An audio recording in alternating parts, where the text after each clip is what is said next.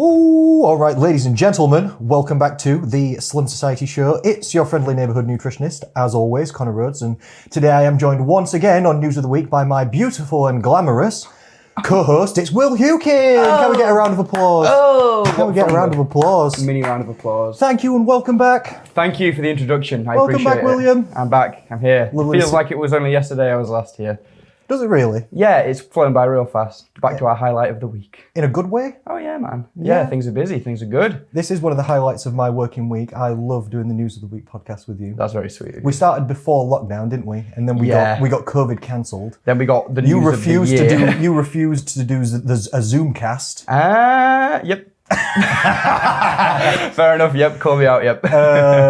So we didn't do News of the Week for a while. We did some other podcasts. We cracked on stereo for a minute. Yeah. That was nice, but they were quite. Well, no, I did actually enjoy them. I really liked that I could just be laid in bed or like holding the phone up to me, and then you just you were laid in bed. For a lot of it, I was laid in bed in my dressing gown. Genuinely, there's no camera on. What we're gonna do? Get all suited and booted. This podcast, though, is available everywhere. We're on YouTube. We are on camera. Welcome back to the studio. We're on 3 cameras. We're on many cameras. We absolutely are. Lovely to see you. I feel like I'm going to be all up in your camera with this hand over here. No. Oh, my camera's clean, bro.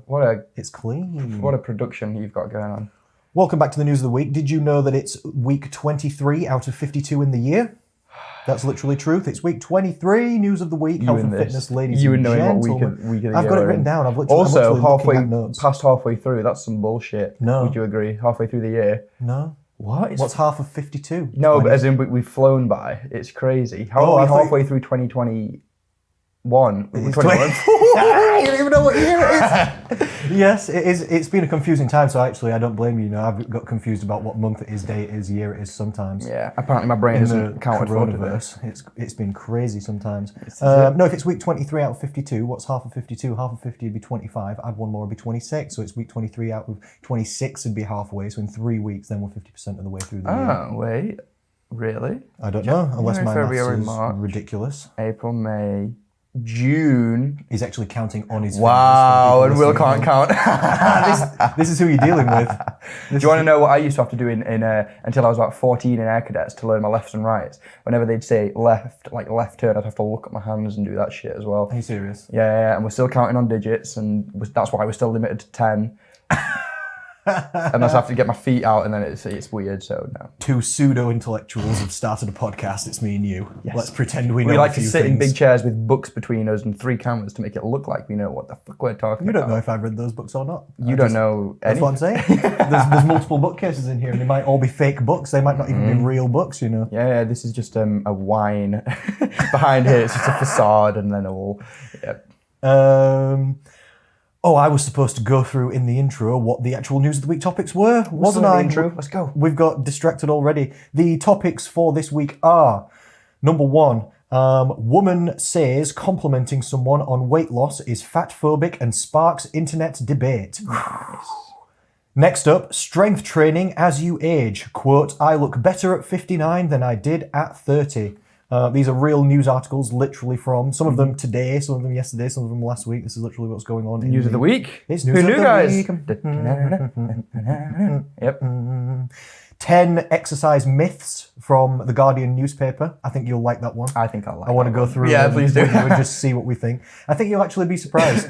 I think some people will be surprised at a couple of these articles. To be fair, of the legitimacy or the illegitimacy of both. Oh. Both, because some of them are good articles. Some of them are all right. Next up, what happens to your brain when you eat sugar? I've got loads. I've got news for you, sir. I'd actually want to know the answer to that. We've got I thought it'd be a nice thing to discuss. I thought it was a pretty interesting article. New study shows vegans and vegetarians less likely to get severe illness from COVID. Vegans and vegetarians. That's a fun argument to have. Let's dive into that one. I'm ready and prepared. I've got some McDonald's news for you, and then next up, sorry. I think I've worded this slightly wrong. I'm just reading it wrong. Woman who ate McDonald's daily for a snack now unrecognizable after losing 13 stone. Nice little article of a weight loss success story. In brackets, this workout can boost your health and fitness. So we're talking about health and fitness. Oh yeah, it was the 10-minute workout. Yep, and suspicions about Kumail Nanjiani. News of the week. Lots of news to get We've through. got flipping 9 topics to get through, sir. Damn, only 2 brains between us. It's going to be hard. Maybe 1. Let's settle in for a good conversation then. Really Firstly, though, how have you been over the last week? Tickety-boo, thank you for asking, sir. Yeah, cracking on. Clients are well. Everyone's happy. Myself is doing okay, training-wise and whatnot. Things are good. Yeah, can't complain. All right, what's your client base like at the gym group Kellam Island in Sheffield at the minute? Solid, real nice. After having come back from lockdown, I made the executive decision to take off evenings from seeing clients just for personal reasons and whatnot, which was an immediate bit of unease amongst the ranks, as it were. What do you mean? Among you or the clients? With the clients mainly, because there was some that I just couldn't move from their evening shifts that they had, and so had to drop them and pick up a slightly different coaching style to only see them once a week and have them do their other sessions on their own.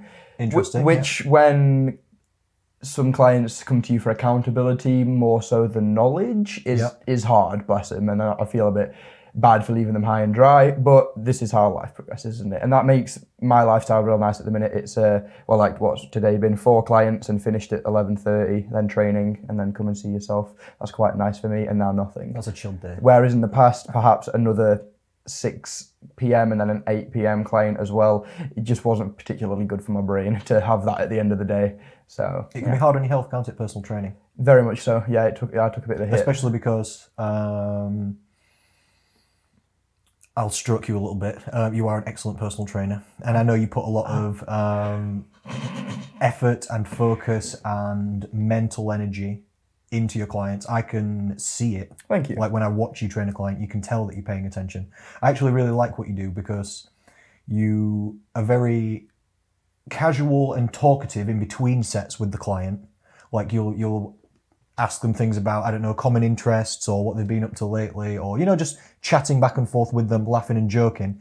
And then you'll stop the conversation and say, right, it's time for the next set. And then you immediately adopt personal trainer mode where you sort of stoop and you maybe pull the trousers up a bit and you start, this is my impression of you, and you'll start stalking around the client and saying, yep, coaching cue, tell them a little bit of this, all right, you're doing well, take it real serious. And then as soon as they put the weight down and everything's safe, you're like, hey, and normal Will's back. Normal Will's back. And then you start chatting again, and it's cool. Nice, thank you. Yeah, Takes one to know one. Appreciate it. You can see that you've got a nice blend of making it a good time with the client, making it just not taking it too seriously, but when it's time to do business and work, we're doing business and work. Yeah, I think it's just entirely possible to walk the line, innit? You can just do both. Like, you can have a conversation, you can make them work hard. I'm impressed with you, that's what I'm saying. Thank you, man. You've grown up to be a smart boy. Well, this is it. You have watched me grow up, haven't you, in a weird way. Well, you started at the gym when you were how old?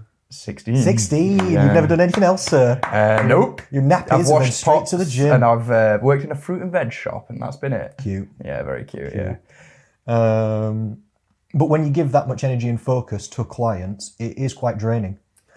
I'm not very good at understanding where the line is drawn between what might be my flaw and what might be a client's flaw. And kind of what I mean by that is if they, and I don't mean, and this isn't to say it's an example of a client or anything, but if there was a client that was just falling short on their end of the market, their end of the deal, they weren't coming in when I told them to, they weren't listening and following the advice. Okay. I struggle to find that line between where that's my fault and their fault. Interesting. And so it kind of just becomes... Maybe there isn't a line, maybe it's nearly always a blend of both. Yeah, like this kind of thing. But I think I take it a little bit too much straight to the heart or something. Like, I don't know. Yeah, need thicker skin. I think that's just because you care about your clients, because I also feel the same sometimes. Like sometimes it literally hurts me when my clients don't eat well. Yeah. Because I've got some clients, and you know, if they don't eat well, they'll die. I'm not even kidding. Yeah. Not now. Yeah. Not like now or in like the next year, but it's getting pretty bad. And do you ever fearmonger clients into that? Because there are certain things like, okay, I persuaded one of my clients to stop doing night shifts and change her job so that she was doing not night shifts. And I was like, it's a heavy carcinogen and you will die earlier if you continue to do night shifts. Left it there. Came back in next week, she was like, yeah, I'm not doing them anymore. I was like, nice, they pay you more, isn't it? Because it's a rough time. I'm like, listen, look, there's no opinion based in this. I'm just the middleman between facts and you. You're going to die earlier if you keep doing this. Like, Why was she seeing negatives from it at that time? Oh, for sure. I mean, yes, obviously socially, yes. Okay. She has got a little daughter, which is like, how you meant to do that and that when you're nocturnal, and Okay. all of the hours of the day that you should be awake and doing that kind of stuff, you're sleeping. That's a little bit too much. But then like the practical repercussions of that are obviously that you don't have either the time or the mental energy or the mental time to think about food and whatnot. So I often, find with clients that when they say they don't have time to eat healthy or something like that, it is a poor excuse, but I can see where they're coming from. And it's not that they don't have the practical time, it's that they don't have the mental time to think about what sometimes food the they energy, might sometimes have. the capacity. Exactly, and so they just end Sometimes up it's not falling high enough back. priority, because we all get the same amount of time, but sometimes they're allocating their time elsewhere, you know? Exactly. And that's it. It always comes down to that question of priorities. I always sort of put to them like, yeah, cool, I'm here to get you to whatever goal you want to be, but considering you're spending most of your time eating like shit at the minute, that would make me think your goal is to get fat. No? All right, well then let's start changing some shit, you know? Yeah, that's kind of how we go about it. Are you using this? It didn't look like it. Sweet. Don't pull Billy the Bison by his horn. I'm glad we caught that on camera. There's borderline animal abuse there on camera. For people just listening, it's just a footstool, but I love that footstool. Yeah, for people just listening, clarify that, please. Don't pull him by the horn. Make it sound like I've just booted And yes, something. I was using that. You asked me if I was using it, and then took it before I even. You didn't have a toe on it. It's. You can have it back when you want it. You can take it. For today? Yeah, you can. That's take sweet it. of you. Just robbed it straight up. You've got your socks on the camera as well. Again, you know why? What? I'm making a stand Against me. against slippers.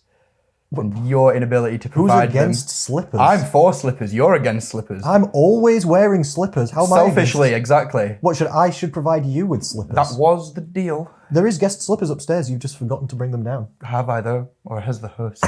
Oh, I'm sorry. I did set up the cameras, get the studio. I Yeah, got paid water for everything, and brought it invited down me, here. and I know. Anyway. Unacceptable. Anyway. I will provide slippers next time. Your socks actually look quite nice and white on the camera, so I think it's okay. That's okay. I think you're getting away with it. Nice. They're not holy. We'll not look at the underneath. Good job it's not smelly vision. When I did personal training, I could never do more than 30 personal training sessions per week. Oh, I see. Yeah. I would die. Agreed. I would actually die. Yeah, Some people find it easy, but not same me. thing. Mental energy wise, like it doesn't start and end at that hour that you've got with them. They just stay with you for the rest of the week if you're a genuinely invested coach, for sure. So yeah, you can't hack more than that. And I'd even argue as well, like I don't know about the number of clients that you used to have, but I so much more for that reason prefer having fewer clients and seeing them more, which is obviously I guess a harder business model to strive for, because it means finding the clients that can afford to see you 2 or 3 times a week. But if you can whittle down to getting to that point, it is nicer, because then you get to genuinely coach people, see them often, and not have to worry about loads of different people at once. It's nice. People get way better results on 2 sessions than 1. So much. Maybe even double results. Yeah. And it's not because they're putting twice as much effort into the exercise, even though they are. I think it's more like you said, it's the accountability thing. Like if I see someone on Monday, just in a hypothetical example, they'll be really motivated, they'll feel good, they'll do the right things, they'll be on track. And then Tuesday, they'll be on track because they only saw me yesterday. Wednesday, it'll start to fade a little bit. Thursday, we're nearly falling off track. And then Friday, Saturday, Sunday, we've screwed it. And then I see them again on Monday. So we're only doing well half the week. If I see someone on Monday, and then they're doing well on Tuesday, then it's fading a bit by Wednesday, but that's okay because I'm seeing them on Thursday. Boom. Another spike. I can boost them back up again. Yeah, for sure. Yeah, with a little bit of motivation, accountability sort of thing. We're doing the right things. We're staying on track. Friday, they'll do quite well. That sets them up for maybe, hopefully, a decent weekend. For sure. Now we're rocking and rolling. Condensing things is always the best way to learn stuff to a degree. If you were trying to learn languages, you wouldn't do it for an hour a week and try and put more time into it. And you would go to France if you wanted to speak French, and you would pick it up a lot faster there. And that's nice both ways, from a business point of view and from a client point of view, because when a client's like, oh, I want to do 10 sessions, maybe 1 a week for 10 weeks or something, I would always persuade them to do 2 a week for 5 weeks instead, which is interesting, better for me, but so much better for them, because again, condensing it, makes sense. You get in the same amount of time and education, but in 5 weeks, which just means it's going to be fresher. There's less time to forget it in between. There's less time to screw up, like you're saying. There's more accountability. So yeah, everything's better about doing stuff like that. Agreed. Yeah. And then 30 sessions a week, I'd say, is also the ceiling, especially if you're still doing shifts and stuff at the gym. Yeah, and then 30 sessions is not 30 hours because some of my sessions be an hour and 15, and you also can't book them like 7, 8, 9, 10, 11 like that. That never happens. And you wouldn't want to do that either. Yeah, actually, you wouldn't. Yeah, you're right anyway, because that would the quality would just reduce. There are so many personal trainers I know that just have like an 8 till 9, a 9 till 10, a 10 till 11. Some of them can do that, and some of them might be legitimately good PTs that do that, but just no. I don't understand how that's possible. Yeah, I could do 3 in a row, but probably not 4. I should say I should preface, I always leave 15 minutes in between people. Oh, okay, and that's interesting.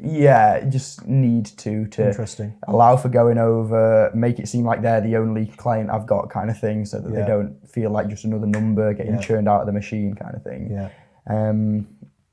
It's nice like that, I think. Yeah. And it gives you a minute to reset, like, especially if you're jumping around between different I got called schizophrenic by my girlfriend when I said this before. When you have to jump around between different personalities in between clients. But if you've got like someone, I don't know, you just have so many different ends of the spectrum or something, you need that minute in between to reset, also to evaluate their program and be like, oh yeah, this is what this guy's doing, okay, no, and then go into the session. Do you know what I mean? Yep. Yeah. That makes sense. I'm glad you agree. That makes sense, sir. Do you think we should... Is there anything else you want us to talk about? How are you? Oh, really good, thank you. How was your week? Busy. Mm-hmm. Yeah, busy. Good times? Yeah, quite a few sign-ups to the 6 Steps Slim program. Excellent. Pretty sure there's more members than ever at the minute. Nice. Doing well, so we've survived the end of the world. Doing really well. Beth's been working a lot. She's got loads of clients at Pure Gym. Yeah, doing well now.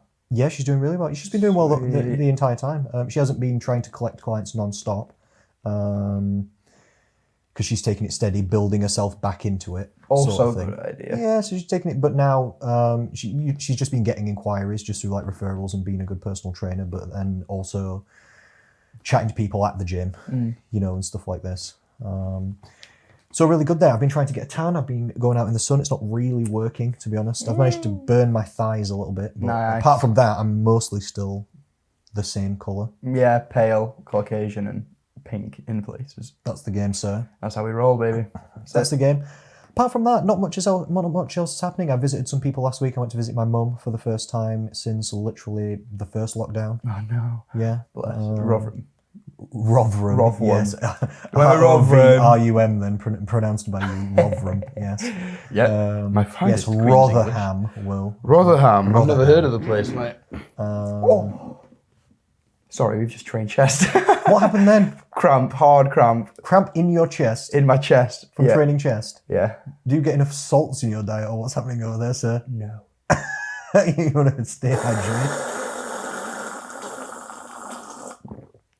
Don't do that. People at home are going to hate you. I'm not going to, I know. That probably sounded awful. No, do you never get that? Like, you're having a shower after you train chest or something, and it's always when I'm going to, like, wash my armpit, or go to my hair or something like that, and I go to, like, reach across my body, and it just cramps, like, it's so hard, and it's so painful, and I have to, like, throw my arm open with my other arm. Forget that?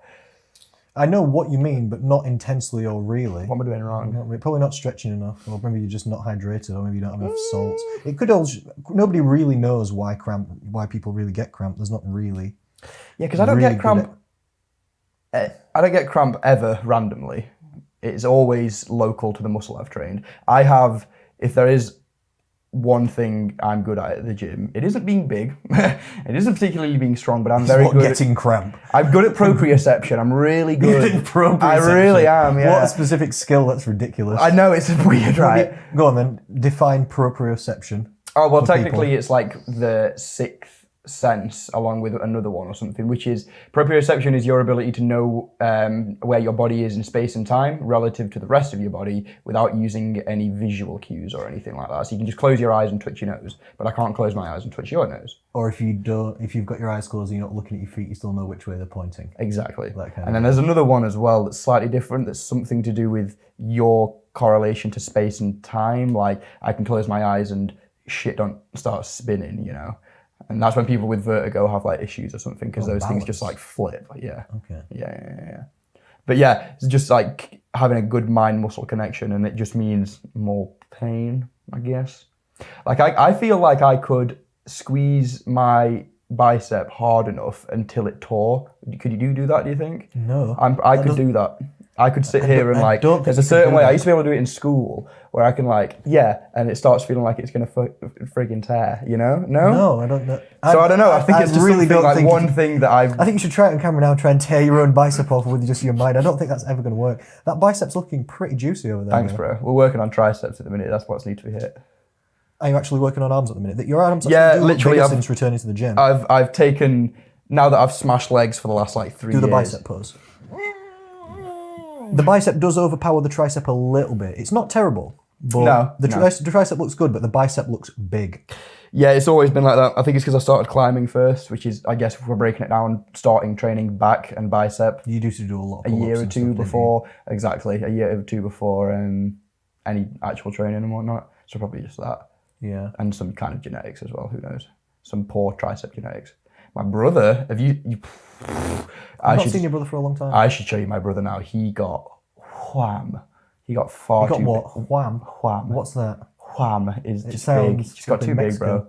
Yeah. No, he started lifting and muscle just likes him. So it's just landed on him and he just looks huge, muscle bro. just landed on him. He just absorbed muscle, did he? Well, he's been training for about 6 months now and he's bigger than me and I've been going for 5 years. Not fair.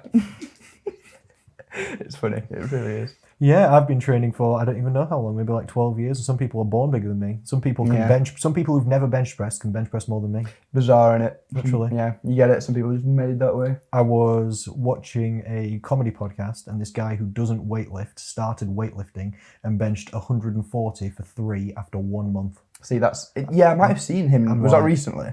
It was a guy on Fighter and the Kid podcast called Chappelle Lacey. Oh, okay. No. But yeah, they had videos on and that they put on, so it's not like he wasn't just lying. They put videos on. He did 144 reps. I'm like, he's been training 1 month. What did you get the other day? Your body weight for 17 or something? 18 reps. Stupid. That's ridiculous. Reps. Is that good? That's so good. Is it? I don't know. I couldn't do that with my body weight.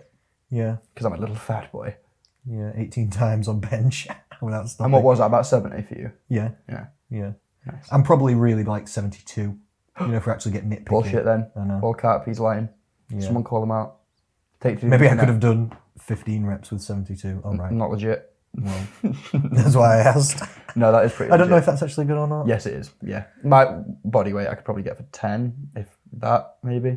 Yeah. I mean, the benchmark, if you pardon the pun, for being above average, I think it is at bench, is to be able to bench body weight. How many times? 1? Yeah. That's above average? Yep.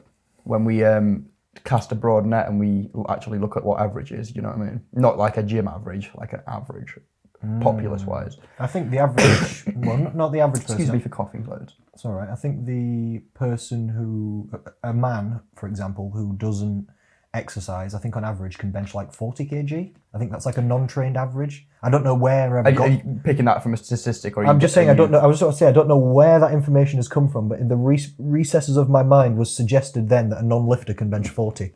And it just kind of came forward. I just thought I'd just say it to you. That's how you say most of your advice. The little voice in the back of your head goes, yes, that's good. Put that one Say they still like it. I like it. Yeah. It's fancy and it's dressed up with a nice little hat and coat. Yeah, let's go.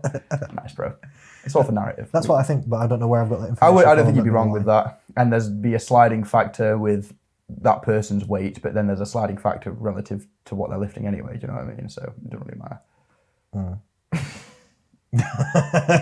What? I just you were Yes. Smile and wave, boys. Yes, I know some of those words that you used, William. Not quite in that order, but yes. Hilarious. I'm glad you're okay, mate. I'm glad you've had a nice week. Yeah, it's been good, thank you. I'm glad you've got a solid bench. That's nice for you, Robin. I've been working on it. I've been working on it. Do you want to go into some news topics? Please. Because we've got like literally 9 to get through. Hit me. I don't know how much time we want to spend on each one of these. An hour. This is from Indy 100, which is apparently a news publication. I wasn't exactly Sounds aware. legit. Woman says complimenting someone on weight loss is fatphobic and sparks internet debate. Article by Brianna Robinson yesterday. A woman has sparked a debate on Twitter. Twitter. People are arguing on Twitter. Oh, what a surprise. How amazing. How newsworthy. And the grass is green still. Yeah, people are arguing on Twitter how this is literally newsworthy somehow. After saying that complimenting someone on their weight loss is inherently fatphobic, Sarah Kelly, who goes by... We'll not give her handle a shout out. You don't need to go to Twitter, this woman. Just move on with your life. On Twitter, took to the platform to share her thoughts about complimenting people on their weight loss. Quote, complimenting people on their weight loss is inherently fatphobic. There is no way to do it that doesn't imply that their body was less worthy when it was bigger/softer. Find something else to compliment. Find something else to compliment. Shut the fuck up. Is that your instant reaction? That's it. Done. Concluded. Moving on now. Hilarious. Oh, so bad. Hilarious. In a subsequent tweet,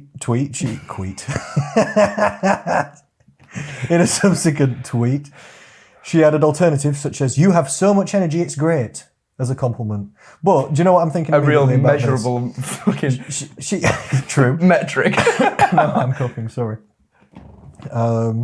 Laughing's loosening these old lungs, getting some steam going in the old engine. All being the word. She's saying, I understand where she's coming from, that if you say to someone they've lost weight, you're saying that they used to be overweight. But she's saying, you can say you have so much energy, it's great. Is that not saying that you didn't used to have loads of energy and you weren't great? Yes or no? Another one she says... Tricked by her own logic. Is you could tell them, you are glowing. Are you saying I didn't used to glow? Fuck you. Yeah, you're getting down to the old, you look nice today. Well, Did I look nice yesterday? So I only look nice now that it's worth pointing out. Yeah. Do I usually look recognisably not nice, Kelly? Yeah. Also, the confines of, you said that you weren't a worthier when you were bigger. That the confines of that are strictly within that person's brain as to what is worthy to them. You know, the person that's actually having the fat loss that's got there. Like, that's all relative to what they personally consider their body to be worthy at, not anyone else's definition. So what are you even talking about? We've got some quotes from what some other people said on Twitter. If you'd like to hear someone them. else has jumped in, have they? I've got. This is the point. There's an argument on Twitter. What a surprise. People in the comments had mixed opinions about Kelly's posts, as is it's just Twitter, isn't it? So some said it was a nice way to make sure overweight people aren't upset, but many others took issue with her stance. One said, as someone who has lost 50 pounds since August, fuck all that. Tell me how much better I look. I lost the weight because I wanted to look better. This is what I'm saying. It's confined to their own brain, isn't it? Some of my clients, they lose weight, they're feeling great, they've got smaller clothes or they're fitting nicer in the clothes and they're feeling really confident and they've come out of lockdown and gone to see people. Mm-hmm. And some people have been a little bit upset, rightly or wrongly, that when they've gone to see their family or friends, no one said anything. And they've actually lost 3 stone and been working real hard. Yeah. And they want people to say, imagine. oh, you're looking nice because they're feeling nice. Of course. Or you're looking slim because they're feeling slim. But some people have not said anything. You could look at it from two ways because maybe their friends are just not looking at how much they weigh. Maybe your friends they weren't judging your weight in the first place. No. Maybe not, so you can't tell what people are thinking. And it does come with an assumption that you were assuming that person's ideology of better is leaner there and then in life. True. You're approaching with that assumption, and I guess that's the depth of the true. argument that you could cling on to if you were saying that it was fatphobic, is that you're assuming. But yeah, there are certain things in life that you A, have to assume for practicality, and B, are going to be 99.9% right on every time anyway, so you're just rolling with statistics at that point, which is allowed. That's how people go through life. That's why I don't step out in front of fucking cars, because I know that it's a road and there's cars coming. Yeah, do you know what I mean? It's like at this point, I'm just proceeding as any human would with the current situation that I've got. You've just got to exist somehow, haven't you? I'm all for anything that's positive for people. Exactly. Yeah. Other quotes. I lost 50 pounds. If no one complimented me, I'd have dropped all my friends. Seems harsh. I mean, I don't think that's the right thing to do. If you don't say I look nice, we're not friends anymore. Gun to the head. Say I look nice. Say it. You can't do that.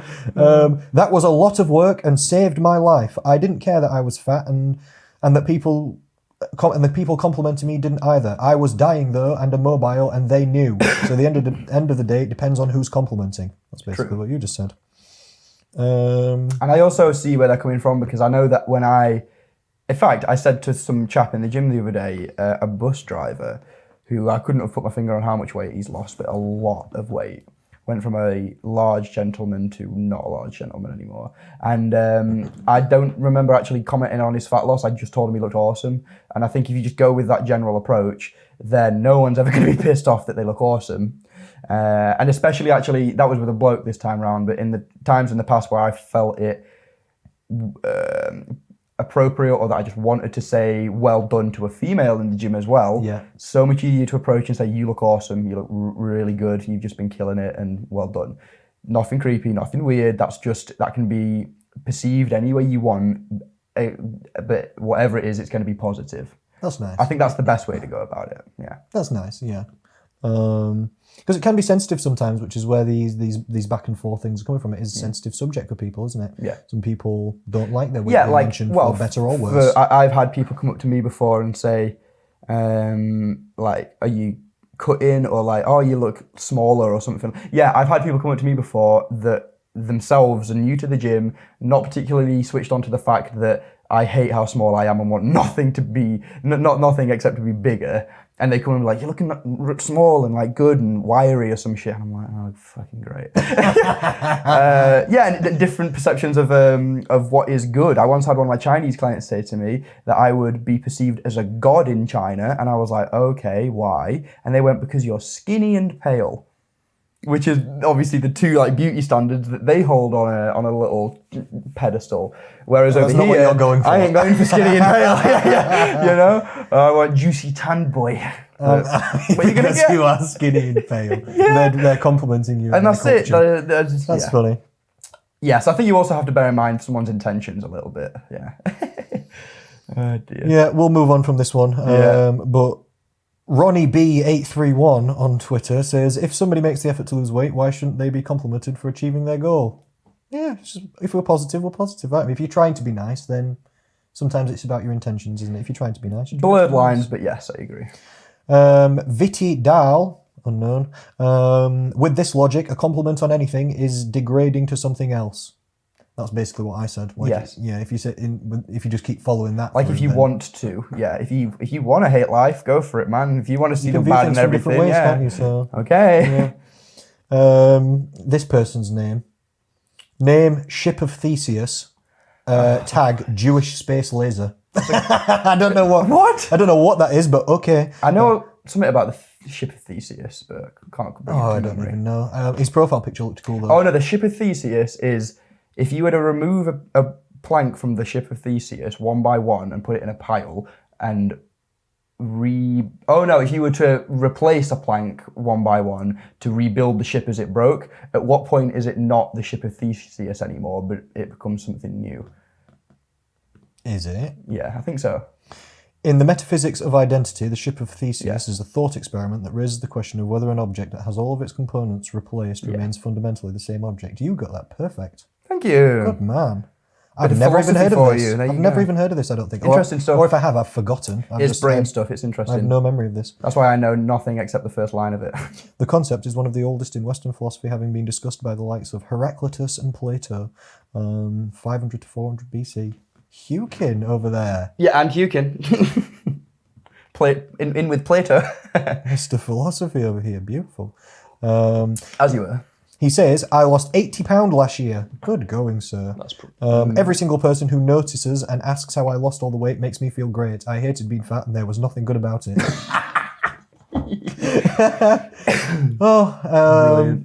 Fair, yeah. I think it's all personal. That's the end, but it's all personal. Done. And that was done with bullshit, wasn't it, at the start? That was it. Everyone knows what the conclusion is to that. I think if you're trying to be nice, you're trying to be nice. That's all you can do, isn't it? That's all you can do. I know a lot of people that like to be complimented on things that they're trying hard at. Why not? Isn't it? Why not? Shall we move on? Yes, please. You might like this one. This article is called Midlife Strength Training, and I've omitted, although I will be posting the links, what actual news publication posted this, but it's by Alice Barraclough. 2 days ago, the quote at the top, so the subtitle is, I look better at 59 than I did at 30. May I continue? The benefits of weight training have been well documented. Sounds like a flipping Brendan Schaub quote, well documented. Decades of research have shown training can reduce your body fat, improve your posture, protect your bones and heart, make you happier, and even help you live longer. Nice, agreed. Powerful. All correct. Yet for years, women in particular have presumed that cardio, such as running, cycling, and endless steps on the cross trainer, is the only way to stay in shape, when lifting weights conjured up images of muscled men dominating the weights section of the gym. That's quite common, would you say? Yes. Yeah. Lessening, though, would you also say? Quite rapidly. Ladies are getting more used to the idea of weight training, and it's becoming more sort of normality and More normality. There's definitely a fashion around it as well a bit, which is nice to see. That's true. That's true. Ladies don't mind looking toned, especially if you like to no. wear dresses. I know some ladies that don't like to have the collarbone showing too much, but they do want to be slim. Yep. So they like to build a little bit of upper chest muscle, maybe. Maybe if you've got a little bit of back muscle and some shoulders, the dress just hangs a little bit. It just adds to that hourglass. You can be really slim without just being straight. Yeah. That's a real thing. Yeah, for sure. You can be curvy and slim. That's a real thing. You saying back as well, that's one of the ones. Because, yeah, upper body wise, women are never wanting arms or pecs or anything like that particularly. Not always. But often I get like, hey, I'd like quite a nice back. And it's usually derived from a strappy dress type thought process, yeah. Yeah, or women have different types of clothing where the back's out, isn't it, sometimes, yeah. Look at us males talking about fashion and clothes. Women wear clothes with straps and things. I'm the least fashionable person ever, and I can't name any women's clothes particularly, but it's a real thing. No, me neither. It's a real thing. But lifting weights isn't just a man's game, nor is it limited to sprightly 20-somethings. Also true. Also true. Also true, isn't it? And not emphasised enough. Yeah, which is one of the reasons why I thought we'd bring this up, because I thought you would agree with this, as I did, that all the things that young people do, like people who are in their 20s, protein shakes, vitamins and minerals, weightlifting and stuff like this, trying to get jacked, that's actually better for elder. The older you get, the older you get, the more you should be doing that. Younger people, it doesn't really matter if they do it. They're not going to be, it's not... They're balanced. Yeah, you know, if you're still in your 20s or 30s, it's easier to maintain your muscle mass and stuff like this. You don't, particularly for health at least, need any more muscle mass than any just for health I'm talking about. Yeah, than you already have on you. Yeah, muscly, okay, but just for health, you're doing okay. Yeah. It's elderly people when they get sarcopenia, age-related muscle and strength loss, then it starts to become sarcopenia. Sorry, sarcopenia. Yeah, that's age-related muscle and strength loss. That's literally the medical term for it. Like as you get weaker, as you get older. Like as a diagnosed condition, you would have sarcopenia. I see, makes sense. Due to inactivity, due to worse hormonal profiles, usually due to sometimes poorer eating and lower calorie eating. As people get older, past 60, 70, 80 years old, people's calorie intake goes down. Yeah.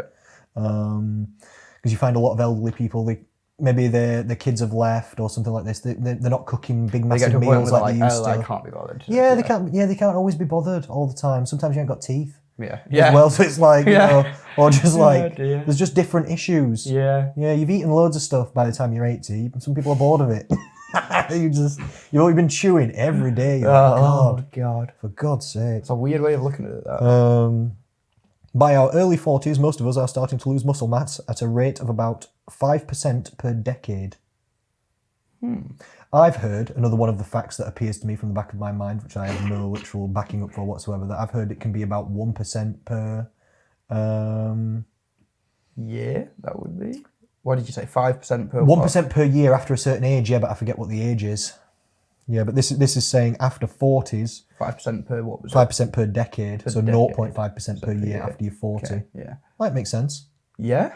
I can't say whether that's exactly a statistical truth, to think but, about that, but age-related muscle and strength loss is definitely a real definitely thing. true either way, yeah. Yeah, it's definitely a real thing. It's use it or lose it. That's exactly what the article says. It says the decline in skeletal muscle gets increasingly worse. Use it or lose it, as the saying goes. Midlifers, it says, a midlifer. Halfway through. Someone who's in the middle of their life. They're in week 26 of their life. Yeah. Who strength train. Nice. Midlifers who strength train, which involves putting stress on muscles, can actually slow or reverse muscle loss and restore strength. True. Yeah, Build stronger bones. One of the leading causes of indirect death in this country with elderly people is due to muscle and strength loss and bone weakness. An elderly person will fall over, break a rib, break a hip, break a wrist. They have to go into hospital, then they catch some contagious virus or something. Yeah. And that then makes it's sense. that that's literally a cause The catalyst was just poor bones breaking or something. yeah, they fall down the stairs, or you wobbly, or Which you I trip would say, over. in terms of physiology, after a healthy fat, what did you say, body fat percentage, muscle mass percentage is probably the next most important thing. Muscle mass is directly correlated with all-cause mortality. That means all go. forms of Yeah, death. exactly. Where the more muscle mass you've got, the less chance you've got of dying of anything. Including kidnap. Anything. Yeah, because you could fight off an intruder Yep, better. because you could fight off an If you intruder get better. stabbed, you've got more protection. If you Yep. get shot, you've got more protection. If you fall down the stairs and an old woman, You've got why more do you think you broke protection. your And wrist? Yeah, if you're in a car accident, you're sturdier. You've got less chance of diabetes because your muscles are bigger, so they absorb more carbs. You've got less chance of heart disease and stuff like this, because how did you get that muscle? Unless you've got crazy genetics, most people have to exercise to get Yes. muscle. So how did you even get it? Pump that You heart. must be exercising somehow, so your heart and lungs are probably stronger. Yeah. You know, if you get cancer, you're a stronger person before. As well as just having more tissue on you as well to be... Just basically everything. Yeah. Yeah, it's just basically everything. Literally, better muscle mass is correlated with longer lives, definitely. So it's very important for people as they age to understand that it's optional for like 20, 30-year-olds. Yeah, you can exercise, you're trying to look good, trying to feel good, whatever you're doing. But as you get past 40, 50, if you're looking to maybe live a bit longer, but live better. Yeah, is the key. Live better. Yeah. Yeah. I've had some clients when they've come to me literally last year, and we've been working on it since. Ladies who wouldn't dare walk on their own down past the end of their garden. For fear of falling or something. Yep, because if number one, if they fall, they that's can't get just back the up. craziest Poor thing. mobility. It just That's just the knee craziest issues, thing. hip issues, weight issues, mobility issues, flexibility issues. Got to start squatting. If I thought if I couldn't get up if I fell over, I also wouldn't go anywhere. Yeah, fair. That'd be I so wouldn't. scary. But I wouldn't in fact, go that's my anywhere. auntie at the minute. She's had some knee things done that means she can't bend her knee past here. That, throw in some other general low levels of athleticism, means that she can't get up off the floor either. If she falls over, it's like look around and like shuffle to the stairs, mate. I think, well, that's what I taught her to do. Shuffle on her bum to the stairs and then do like a tricep dip until you can stand up. That's it.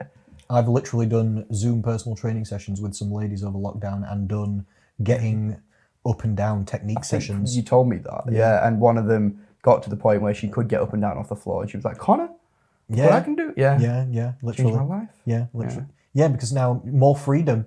I said to her, literally, your world's become 3D. You could only go left and right, but now you can go up and down, and you've got more. There's more dimensions to your life now. Yeah, that's wild, isn't it? If you ever ask for like an wild. old lady to jump, not I probably wouldn't. Yeah, but like I don't like a jumping little as it is, jump but- like that is what they're clearing probably off the floor. It's mad. Yeah. Well, when do you ever have to jump? You're just not trained at it. Yeah, and that's I guess the complication with the old age thing and introducing training is that if you have trained most of your life going into old age, you're either gonna stop, but then like you've stopped, or you're just gonna continue because it's a lifestyle. But if you haven't trained until you get to an old age, your lifestyle has been not training, and so it's going to be very hard then to start being like, well, now I've got my old frail body, I'll start putting it to use. You still should though. You still should. You still definitely still should. should. It's never too late. You definitely should. Even if it's going to be Practicality is harder. going to stop a lot of people. But yeah, I agree. You still It should. shouldn't. You just need to do it. It really, really needs doing. I'm always really impressed with my first ever mentor, Chris Burgess from Lift the Bar, because he essentially exclusively only trains people who are like 60 years or older. Oh, no way. And he puts videos on of like a lady or a gentleman who literally couldn't get out of a chair like this, and I'm wired in, but you'll be surprised, people can't get up without pushing on the knees or the chair. Yeah. They actually can't get up and really struggle to get off the toilet and stuff like this. And then 6 months to a year later, you're the same person deadlifting 40 for 10. Yeah. Or deadlifting 60 for 4. Yeah. Or something. And it's just like... Squatting or some shit, Yeah, yeah. just doing a nice squat with like a 30 bar or something. I'm like, absolutely incredible. Because the jump... That saves lives, that kind of stuff. Because like, say if you take 30 kilos, the jump between able to squat 30 kilos and 60 kilos is negligible and not impressive, and who cares? But to go from that of needing... 0 to 30. To that, Life so change. fucking good. Well Life done. change. Exactly. Yeah, life change. Because you don't really need to be stronger than squatting 30 unless No, you've you got don't. specific goals. You find And quite there's healthy if also, you can squat have you 30. ever heard of the theory of strength in reserve? I think I might have told you Yeah, about I it think before. we spoke about this on a podcast a long time ago. So we did actually, and that's Yeah, reps as in a reserve, brief. all this kind of business. Sorry, not reps in reserve, strength in reserve, i.e. in old age. Oh, you have also mentioned this? Yeah, reps in Yeah. reserve is relative to training. Sorry, yeah. You have also mentioned this.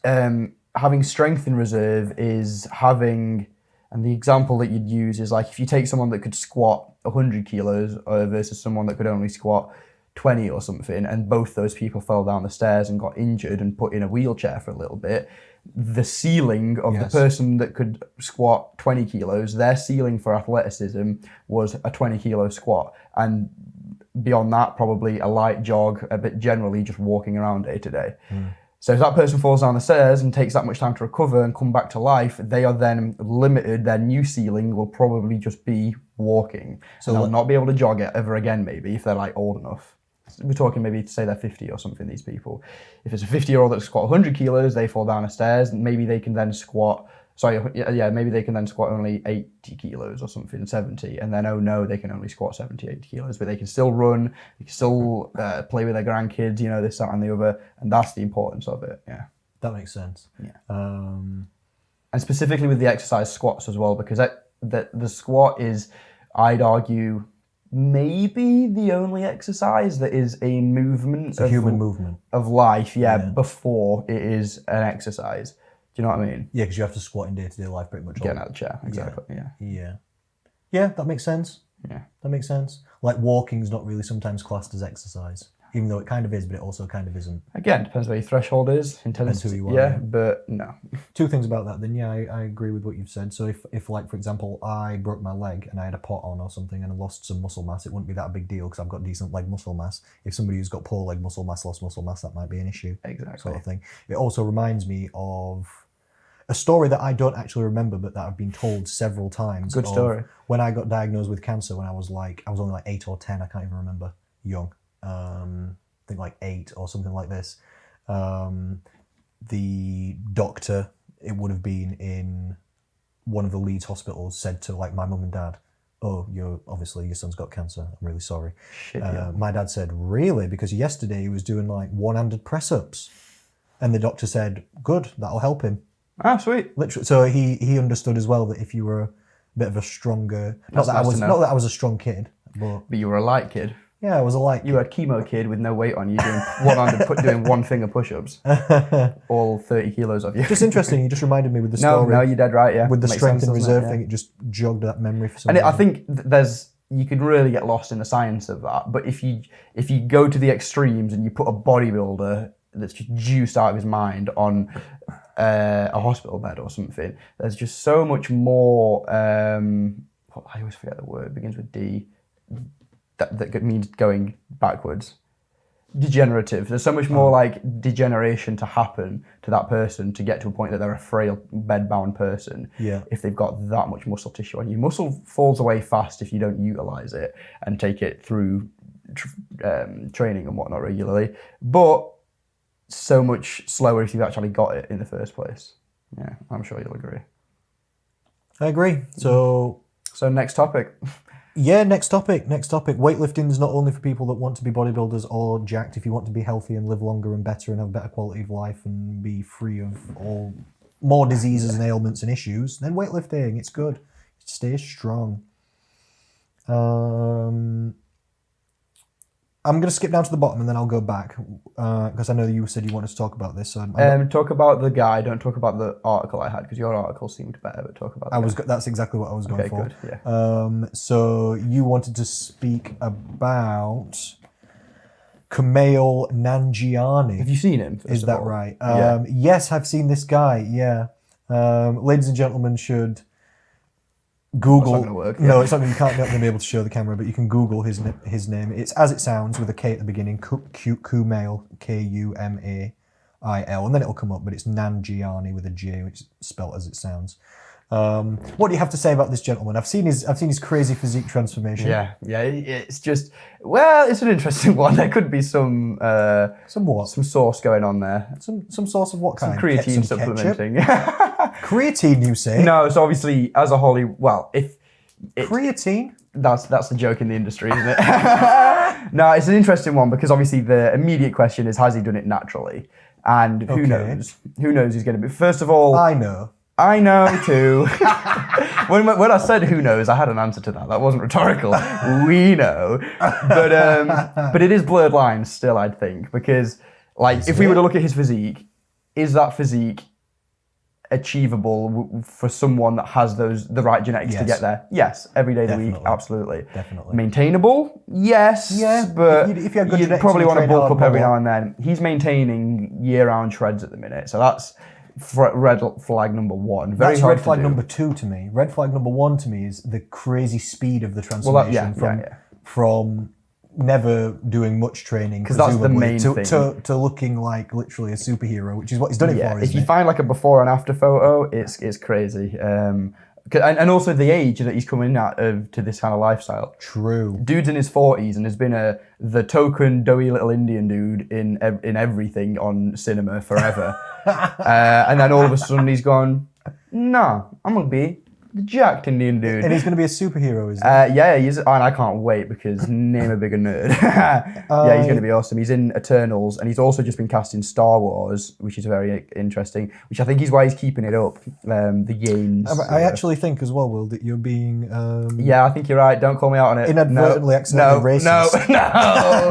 As he's actually a Pakistani-American comedian, not Indian. I was hoping that someone on the internet would call me out instead. I've just Googled it. Someone on Twitter, ideally, call me out. But there you go, it's just an accident, isn't it? But are you saying that there's maybe some Mexican supplementation going on with it? Are you saying that maybe he's supplementing with a bit of guacamole? He's been eating that same horse meat that Canelo Alvarez was eating. You know, that Mexican horse meat. Yeah, that's hilarious. Yeah, so, and actually, he's an interesting one. Do you know who Rob McElhenney is? No. Or McElhenney, I think he's called. Search Rob McElhenney. In fact, I might have a photo. Okay, McElhenney. Yeah, I think I've got a photo saved. This guy, of yes him. or no? This guy here. See if you can find a before and after of him, just for your own eyes. And again, people at home. So they've done an interview together because they're reasonably close mates. And was there a lot of testosterone flying around the room? A lot of injected testosterone flying around the room, that's for sure. Oh, this guy's in incredible shape. So he's the creator of Always Sunny in Philadelphia, for anyone that knows that. Excellent show. And he thought that it would be funny for one season, he also stars in it, if the characters just got grossly obese for a season. Okay. He just thought that'd be funny because he looked at like the cast of Friends and was like, oh, these guys are getting more attractive as the season goes on and it picks up more popularity and it gets more of a budget and the actors earn more and more money, they're getting more attractive. Why don't I go the opposite way? So for a season, he decided, search Rob McElhenney fat, right? It's I just saw some pictures then. Gross how like be a belly fat he got because he did it. He gained and lost about 60 pounds or something in 6 months, gained and lost, and then turned into that diced machine. And yeah, so he was like the first guy that sort of did that. And then him and Kumail were doing an interview where they were hinting at supplement use and whatnot. Were they? And steroid use and whatnot. That's very nice and honest of them. Which is very nice and honest of them. Still, and again, I understand there's there's politics to it, and to Hollywood, you can't just be doing whatever you want. But yeah, they could have been a bit more endearing about it, but they were a bit more honest about it, which I appreciate, yeah. But it isn't... that. You can't just be straight up about these things if you're a Hollywood actor. You can't, no. Not even some kind of the mistakes. Technically, there's legalities to things. Exactly, yeah. Exactly, that's the biggest problem. If The Rock turned around and was like, yeah, I'm pounding this, that, and the other, this is where I get it, and it's all illegal. It's not going to go well for him, is it? So he can't. Probably not. No, probably not. There's going to be no benefits to that. And then there's the stigma of, oh, well, he's on gear and he's a gearhead. And that's why I don't want to say anything bad about it, because he's used it to get to a certain point quickly for his career, whatever. If you're training in the gym, it gets to the point where taking steroids for a bloke that has those kind of goals would be the next, I guess, pardon the pun, natural progression would be to go unnatural. Because say if you've been training for a decade, you'd be hard pressed to put on a kilo of muscle a year with very hard work, training 5 days a week. If I was training 5 days a week and only putting on 1 kilo of lean mass a year, knowing that the first year of training you could maybe expect to put on 10 kilos, those profitable returns are just bullshit. And at that point, I'm not wasting my time like that. I'm going to jump on gear. And that's kind of the, again, natural progression, evolution of training. But someone like Kumail just turned it around, turned on the dime, and obviously started getting like that. It's a bit indicative of some kind of PDEs or something. Would you agree? Some Mexican supplementation. What are you saying?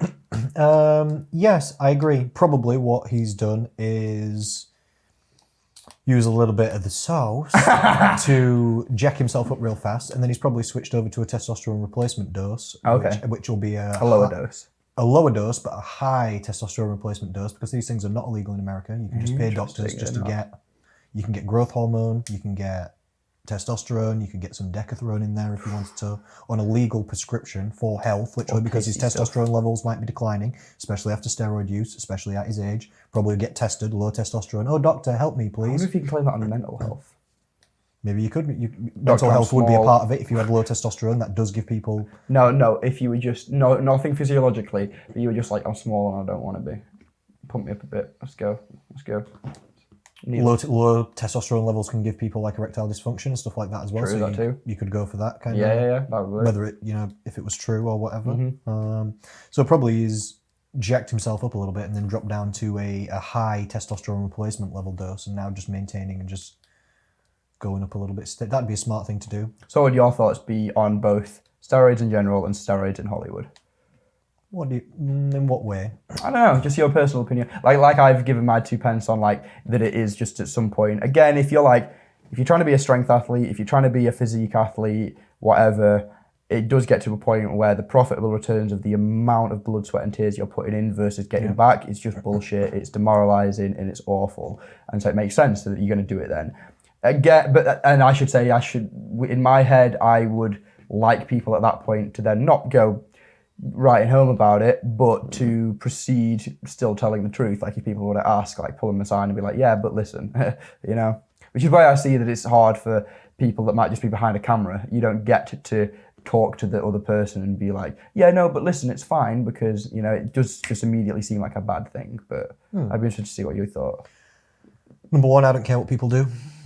I don't bug people about their life. Hopefully they don't bug me about my life. I don't really care what people do overall. I think if you're in sports, good. I want to see the fastest athletes. I want to see the biggest, strongest people. This is it. I so wish they had an Olympics that was geared. It's the normal because first Olympics. of all, normal Olympics is geared. Everyone in the normal Olympics is on gear. And we know this, exactly. Not everyone, but a lot of people. And so that's it. Why don't we just take those people, put them in their own little games, and be like, all right, smash whatever you want. Let's see what humans can do. A lot of sports require it at the highest level. A lot of sports require it at the highest level. Everyone in Brazilian Jiu-Jitsu is on gear. Not everyone. It's so easy to fake a test as well, or not even fake, to avoid a test. Yeah, some places don't even test. Yeah. But it'd be very interesting to just be like, all right, take whatever you want. I want to see what humans can do. Let's fly. There are sports like that in places, like untested powerlifting and whatnot. And bodybuilding. Yeah. There's mixed martial arts fighting championships where there's no testing whatsoever. All jiu-jitsu's non-tested. I don't think Bellator test or ONE FC. That's like an Asian UFC, which is more like ONE FC. It's like Asia's version of UFC. And they have crazy fights. Everyone's jacked up. You should see them. Everyone's huge. They never get tired. They recover fast. Boom. Excellent sports entertainment. Weird. Yeah. Superhumans. I want to see Jack people some fly. Beasts up and watch them. Exactly. That's what I'm saying. I want to see Spider-Man. See someone throw a football out of the stadium. The ball's on fire. Like, what could you do? Well, we know that everyone's on gear. A lot of people are. Case in point, everyone's on steroids. We all know this. A lot of high-level athletes are. Even footballers. There'll be a list of footballers every single year that get caught for performance-enhancing drugs. But there's a lot of money on the line, and if you can run slightly faster or not get tired, they're not using it to be jacked. And if you looked at them, because there's different steroids that do different things, they're not all about muscle building. Yeah, some are about strength, some are about force production, some are about recovery, some are about cardio capacity. Like Lance Armstrong's, his was all about EPO. His VO2 max and increasing red blood cell count. Yeah. Which has no anabolic effect. It's just purely more oxygen to the muscles. Yeah, heart gains. Yeah. And when they looked at the Tour de France, they had to go back to place number 16 because the first 16 or 15 people all got caught for steroids. They're like, and again, at that point, it's like, what are you doing? They're all doing it. Lance Armstrong got big media attention. I know, because he lied and he dropped a lot of people in it, and he did some other things. But one of 1,000. A lot of high-level sports, it's just what people do. Yeah, because people will still even be asking, like, is Brian Shaw on gear? It's like, you don't think the strongest man in the world is on steroids when I know people weaker than me on steroids. It's... Oh yeah, people in normal gyms. Well, Lots of this is people it. on steroids all the time. There's a big gap between the people that are like, I've trained for a year and I think I'm ready, but they just don't fancy hard work and they're like, I'll start smashing this. They're the idiots at the gym. And then there's the legitimate ones that use it as a tool. Yeah, exactly. Yeah. And what you'll find most of the time is like Brian Shaw, let's say he did use steroids, and these bodybuilders, the biggest people in the world, they use less steroids than the people who are in the gyms because they've got crazy genetics. Yeah, crazy genetics. They've got crazy natural genetics for either being strong or being muscly, like the bodybuilder. Natural. Mm-hmm. They've got the best natural genetics anyway, but then on top of that, they've also got the best like steroid response genetics because there's two parts to it. It's how do you respond to the gear and how are you naturally, not just what it can be one or the other. Some people respond naturally really well, but respond poorly to steroids. Some people, steroids, it seems like it doesn't affect their health. They get no side effects. Their estrogen levels don't go up. They can take loads of steroids. No nothing acne, happens. no hair loss. No, they just feel good. They're just power. Everything's just good. Some people it fucks them up. For sure. I forgot exactly what it was, but Eddie Hall was saying not long ago that it was, and I'll butcher this paraphrasing it. I could be entirely wrong from the get-go, but he has something like a very rare gene that means that he is literally just designed to hold muscle. Like muscle just lands on him. It likes being there. Did you see what he looked like when he was 16? Like a bloke. He was a bloke at 16, a 30-year-old He was huge. He was bloke. bigger than I'll ever be. Yeah, so he much. was 16 years old. Exactly. So, and you don't need to look into whether you've got a special gene or not. At that point, this kid just muscle likes being on him, and it will stay there whether he wanted to or not. So yeah. Yeah, some people have crazy genetics. Yeah. And then you get some people at the other end of the spectrum that just don't put muscle on particularly. Yeah, some people are better at swimming, some people run better, some people are better at maths. Exactly. It's how life goes. It's just variability in all people, isn't it? Yeah. Yeah, and it's an interesting one, say like something like maths. I don't know what the parallel would be, but there's definitely things in other facets of like human like the extent of what is humanly possible that are perfectly allowed to like cheat or use little bits of things to boost you, like with what, like there's no drug testing in maths competitions or whatever, or like maybe there is. What about chess? Some nerd sitting up his calculator and he pulls out a line of gear and he just goes, someone's on amphetamines playing chess. Yeah, they stay up forever. They never get tired. They focus perfectly. What people take like suspicious modafinil and stuff like this, don't daffodils. Yeah, daffodils. Yeah, ground up daffodils. I'm down. Sounds cute. For mind performance enhancers. It's also a real thing. Caffeine's one, isn't it? Caffeine's yeah. I used to know someone who microdosed LSD 3 times a week. Well, okay then. Go to their normal little job. I mean, I guess you can do which, that. Annoyingly, there's a legitimate amount of research behind it. And it does seem to have some legitimate arguments to it, but nah, you're all right. Whatever floats your boat, bro. Yeah, I'd think. Again, I don't care what people do really, unless they're hurting other people. Then okay, you don't do that. Yeah. But if people are not hurting anything, no, go crazy, go ham. Yeah. I don't have political leanings, but I would say I'm relatively liberal in that way. I'm not very good with political stuff. I don't mind. You have to expand on that. I don't mind what people do. Oh, That's sweet. the summary of it. Yeah. I think freedom's good. People should do what they want as long as they're not bothering people. I think that's the most sort of condensed sentence of like an ideology, but it resonates so well if you actually listen to the words in it. Do what you want, don't hurt other people.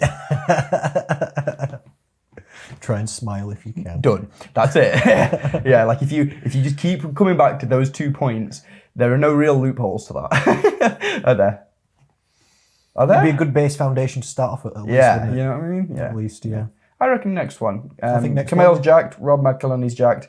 I'm not. Moving on. Are you also aware that you look like Chris Hemsworth as Hulk Hogan if he stopped taking gear? Oh. Are you aware? Google it, people. You Google. mean mini Thor? Oh, I've got the plaits as well now. You actually look like Chris Hemsworth as Hulk Hogan when he gets off the gear. Can it not just be Thor instead? Because he also looks huge at the minute, doesn't he? And He's so huge at the minute. Did you see that picture recently where everyone was laughing at his legs? Yeah. Everyone was taking the mick out of his calves. Maybe it was just a bad angle, but Which he hasn't even got bad calves. It is bad. I don't really. I can follow imagine he's this not got quads gentleman, because so there's I'm no not way sure. they're ever getting out in a Thor movie or a Hulk Hogan movie. He wore exclusively track pants. Really, I don't know. I don't know. I'm guessing. I don't know. What's his next topic? How many more have we got in us? We've been on the podcast only 1 hour 4 minutes. We're not doing bad. We're not doing bad. Nice and concise. There's loads of news of the week, but I guess we won't get through it See, all. what's funny is we've been talking non-stop for an hour, but we've said fuck all. It's just bullshit. We've got 0 points across. Yeah. Well done. Cheers for viewing in, guys. Next one then. I think you'll like this one. The article is entitled "Just Don't Do It: 10 Exercise Myths." Right, go on. This is in The Guardian. I will say first, this is written by Daniel E. Lieberman. Right. Do you know who that is? No, should I? I do, because I have a book either on that bookcase or that bookcase by him. He's professor of evolution and biology at Harvard or something like this. This guy's the real deal. Yeah, he sounds. So I'm not saying we're not going to disagree with some of the things he says. We'll find out. But I'm just saying we need to respect this gentleman because this guy's a real deal. I'm not. He's a big dog. My higher education stopped at In human failing science. GCSEs, so I'm listening. That's not true. On paper, it is. That's not true. Yeah, maybe okay in terms of actual schooling. Yeah. Yeah. It says here, Professor of Human Evolution and Biology at Harvard, author of Exercised, The Science of Physical Activity, Rest and the Pursuit of Health. Oh, cool. Cool guy. Cool man. Little introduction, and then I'm going to hit you with these, and you say whether they're right or wrong. All right. We'll go back and forth. No pressure then. With the end of the COVID-19 pandemic now plausible in sight, 70% of Britons say they will hope to eat a healthier diet, lose weight, and exercise more. But how? ? Every year, millions of people vow to be more physically active, but the vast majority of these resolutions fail. True. We all know what happens. After a week or two of sticking to a new exercise regime, we gradually slip back into old habits and then feel bad about ourselves. Pretty much true. I think the average time somebody sticks to a New Year's resolution is something like 6 weeks. Something like that. Clearly, we need a new approach because the most common ways we promote exercise, medicalizing and commercializing it, I'm not entirely sure what that means. I don't know what medicalizing exercise is. Saying you must do it for health reasons. Yeah, maybe. Or the doctor telling you to. Promoting it in a Not entirely sure. Commercializing it. Commercializing exercise. That would be marketing it in a positive Is that a bad thing? way. I don't think so. I think that's better than marketing cheeseburgers. Yes. I don't entirely get that bit, but okay. This is why he's at Harvard. This is why, he's a doctor. We're not. This is why we're in a basement. He says these are widely not effective, which you can't really disagree because people don't generally like exercise. The proof is in the pudding. Most adults in high-income countries such as the UK and the US don't get the minimum 150 minutes per week of physical activity recommended by most health professionals. 150 minutes per week. What's that? 2.5 hours. Yes. Interesting. That's not bad. 2.5 sessions. Yeah, but I just don't really like specifics. You know, when people are like, you have to do this, or the only way to achieve is this. Anyone that starts something with you have to is, no, I'm not listening to that. All right, well, let's get into the tips and see then. Let's see. Let's see what the tips are. Everyone knows exercising is healthy, but prescribing and selling it rarely works. Okay. I think we can do better by looking beyond the weird world in which we live to consider how our ancestors, as well as people in other cultures, managed to be physically active. This guy is big on ancient humans and human evolution and anthropology and human history, this kind of stuff. So when you think about these tips, a tip for you for whether you think they're right or wrong, he's always thinking about what our ancestors did versus what we do now. In the back of his head, he's throwing a spear. Yeah, he's thinking about hunter-gatherers all the time. Cool. Got the context. This kind of evolutionary anthropological perspective reveals 10 unhelpful myths about exercise. Rejecting them won't transform you suddenly into an Olympic athlete, but they might help you turn over a new leaf without feeling bad about yourself. Okay. So myth number 1, it's normal to exercise.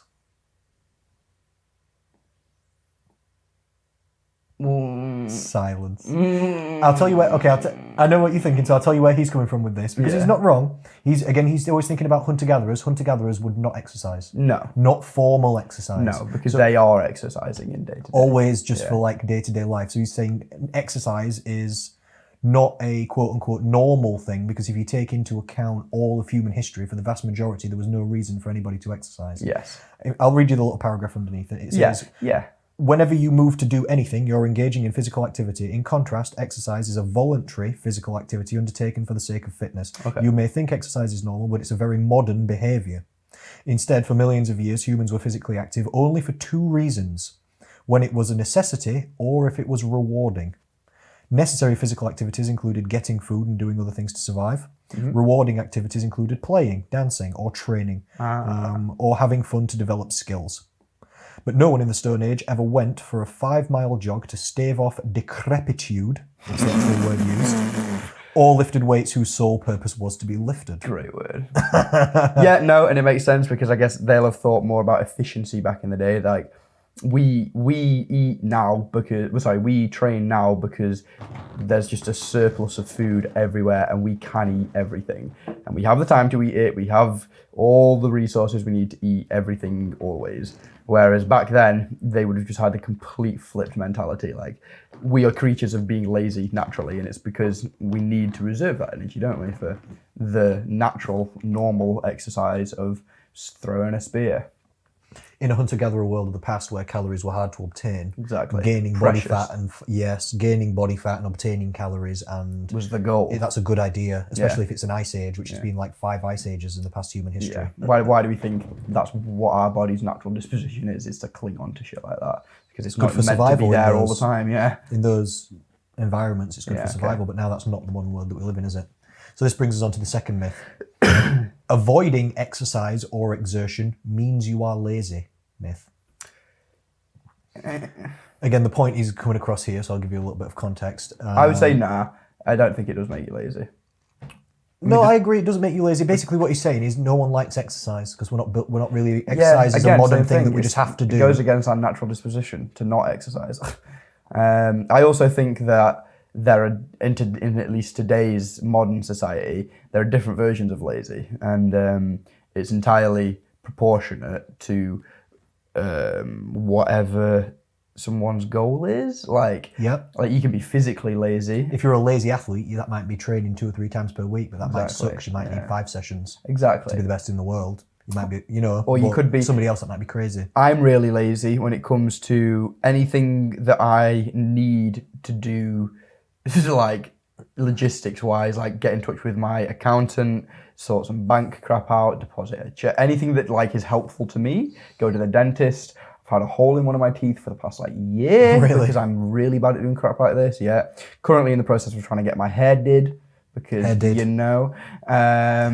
just not doing it, getting it did, and it's not been did yet. So here it is, didn't. Yeah. The paragraph agrees with what you said then. Whenever I see an escalator next to a stairway, a little voice in my brain says, take the escalator. Am I lazy? Although escalators didn't exist in bygone days, the instinct is totally normal because physical activity costs calories that until recently were always in short supply. Nice. And it says in brackets, and still are for many people. True. When food is limited, every calorie spent on physical activity is a calorie not spent on other critical functions such as maintaining our bodies, storing energy, or reproducing. Because natural selection ultimately cares only about how many offspring we have, our hunter-gatherer ancestors evolved to avoid needless exertion, i.e. exercise, unless it was rewarding. So don't feel bad about the natural instincts that are still with us. Instead, accept that they are normal and hard to overcome. Yeah. I agree. I also agree. I always say I don't really like exercise. I like the results that it brings, and I like that it makes me feel strong and fit and in good shape, and I can eat way more food while still staying slim. I love all those things. That's why I do it. I don't like the actual exercise. I've never once woke up really and thought, oh, I'd love to go to the gym today. That's great. Really. Yeah, and that is where we merge off a little bit on our paths. But I would still say that if I actually thought about it, I definitely do agree with you a bit for myself in that when I think about the elements of exercise that I like, it's the way that the bar bounces on my back when I walk it out to squat. It's when I hit the hole and my belt feels tight and I know I've got power to turn it around and get it back up. It's when I get a sick pump or something like that. That's what I like. I don't like everything about. I don't like exercise. Yeah, so I think I agree. The actual physical movement. Like if I could eat like I loads would of food, say I like exercise, but if I break it down, it's like, nah, I like that because it's heavy and it feels nice there. I like benching like this because I know that's good technique and it settles my brain. I think it's a big thing for me. Yeah. A question that often breaks it down in my mind is, if you got the same results without doing it, would you still do it? And that's what I often ask. And I honestly don't know the answer. Because I wouldn't. I know you wouldn't, and I know most people If I could eat wouldn't. loads and stay in shape without exercising, I wouldn't exercise. There's I no think way. that's blurred lines for me because the results for me are so mental from training as well as they are physical that it's whether you're talking about removing those. Yeah. Like if Then you, no. Yeah. So, okay. So if it didn't make you feel better mentally, if you just felt always good mentally, let's say. Oh, that'd be nice. Yeah. Yeah, I know exactly. Please. No one feels good all the time, but let's just say in this imaginary situation. Yeah. Because exercise does make us all feel good mentally. It's good for people. It releases positive hormones. This is a known thing. Then no. But if you felt great, just like if you felt like you'd exercise but you hadn't, Yeah, no. yeah, probably But not. now we're talking about superhumans and It's just hypothetical, really. It's not real, is it? Yeah. Myth number 3: sitting is the new smoking. What do you think about this? False. Definitely false. In every way. We're sat down now. I'm It's not dying. like smoking cigs. My lungs are hurting. If you smoke 2 or 3 cigs a day, that might be an issue for some people. If you sit down 2 or 3 times a day, that's not much. If you sat down and smoke, game over. What should you do? According to this guy. Cardio while smoking. If you're going to be a smoker, at least get a jog on. It's not bad advice, to be fair. It's better than not getting a jog See on. if you can filter your jog through a fag, I reckon. That's just progressive overload. People train for a straw, that's altitude training. Train through nicotine, that's just going to be... Training through a straw is not altitude training, though, is it? No. It's low air capacity training. Altitude training is the same air capacity training, but lower oxygen saturation. Look at you go. I know shit. Look at Come on. our facets of knowledge creeping over. That's why those little mask overlap. things that people wear in the gym are stupid. Agreed. It doesn't work. Especially because the guys that wear those masks are never trying to use them for the reason they think they are. They always think it's helping them get bigger or something. I don't know. The worst. It's not doing anything. It's like literally training through a straw. What does that do? Yeah, no. Smoking is bad for you. Sitting is nice. And never just the sole catalyst for bad health anyway. Lieberman says, even hunter-gatherers who lack furniture on average sit about 10 hours per day, which is roughly the same as Westerners. Yeah. Makes sense. I think Western people sit more than 10 hours per day, though. Don't think that's true. Probably. Is that including sleep? No. This is what I'm saying. Are we counting laying down? Or okay. You know, loophole, I'll lie down all day. Yeah. I'll lie in bed all day and then I'm burning more calories. Yeah, then that's not the same as smoking. That'd be great, wouldn't it? Myth number 4. Our ancestors were hardworking, strong, and fast. Hardworking when they needed to be. Strong vocationally and fast again situationally when they needed to be. No, I agree with you, and I half don't agree with Lieberman fully on this one. I think our ancestors probably were hardworking. Was everyone? No, not everyone is. But there will have been hardworking people all throughout time. Some people will have been really struggling to survive and working real hard non-stop, hunting down food and stuff. And different dispositions have existed. I mean, you can. How far back is it you can trace human evolution? I have no idea what the number is. I've forgotten, but it's baffling how far back you can go before the human brain actually starts changing. Like what you can look at as what is a modern day human with the same cognitive functions that we have and what they used to do. So 200 to 400,000 years, depending on like. Thank you. So in terms of long time, where years. that would place you in like living situation, yeah, complete caveman in the forest type situation. Yeah, we've only had like modern world since the Industrial Revolution. Not much, which is, exactly, yeah. So there'll have been hundreds of different years, dispositions of people that did different things, but yeah, whatever. For hundreds of thousands of years, things have been one way. Let's see what he says then in the little paragraph. A common myth is that people uncontaminated, it says, by civilization are incredible natural-born athletes. Do people think that?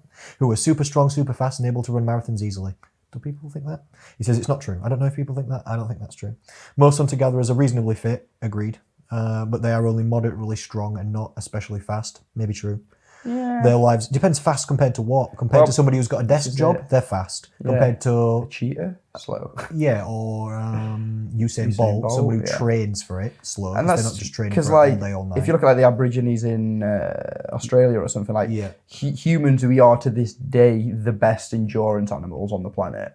Nothing can go for time like we can. But again, that's half natural because we have the ability to sweat, and half learnt because those people, whether they called it training or not, were running for shit for most of their lives. Like that blurred line of they were natural born athletes, but you're looking at them as say a 20-year-old when they've been a natural born athlete for the last 10 years or something, and they have been running around and they have...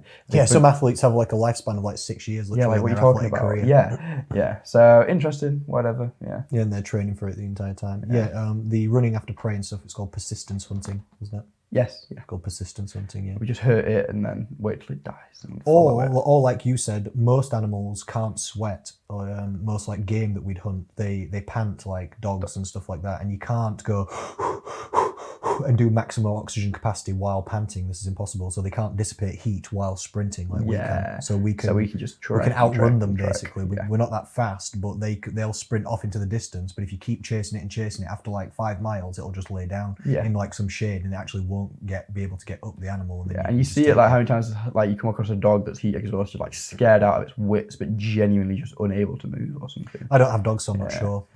So one of them weird holidays I had in Spain where you see them everywhere. So oh, okay. You know the type. Interesting. That is interesting. Moving on.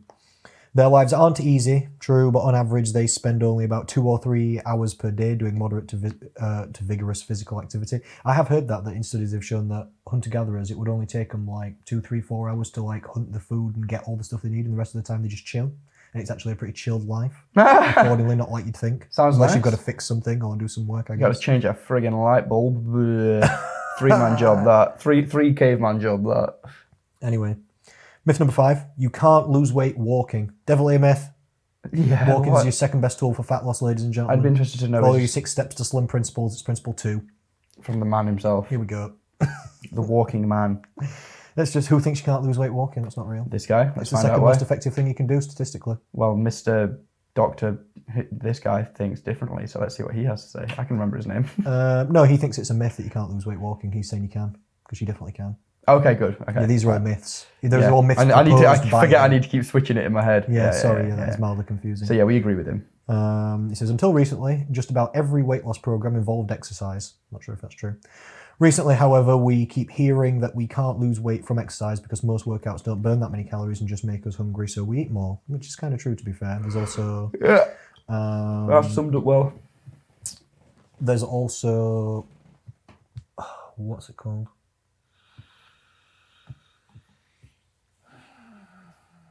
Something like exercise-induced energy compensation. That might be exactly the right thing. Epoch? No. What do you... That's... Wait, say again. Energy... Exercise-induced... I've forgotten already. Exercise-induced energy compensation. This is where... Energy compensation. Yeah, so this is where if somebody runs like a 10K and they do it really hard, the next day they'll burn less calories because they might be so sore. On a big scale, I see. Yeah, they might be so sore and their ankles are hurting that they actually don't do any exercise and they just chill for the next day. Yeah, so you can have this back. Oh, thank you. Enjoy. It's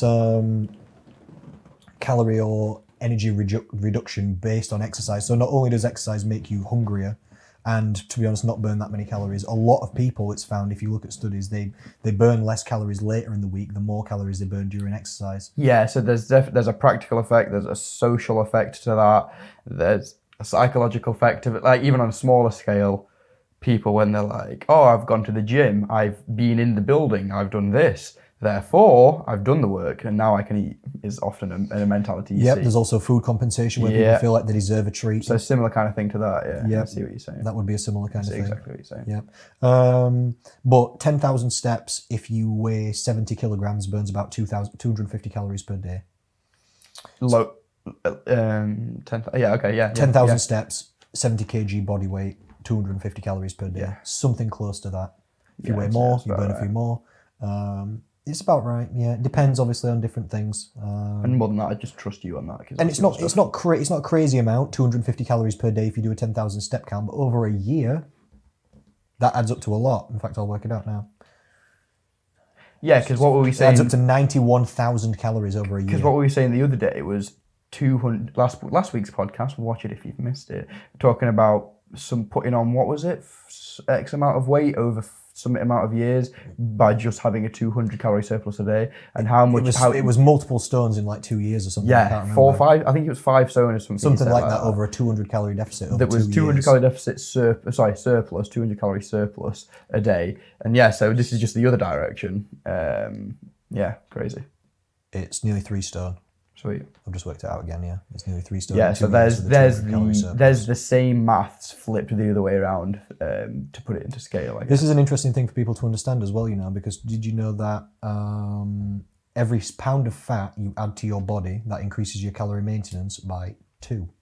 Ah. So every time you gain 1 stone, your calorie maintenance goes up by 28 calories. So, if somebody's like gained 5 stone, that doesn't necessarily mean they're eating loads.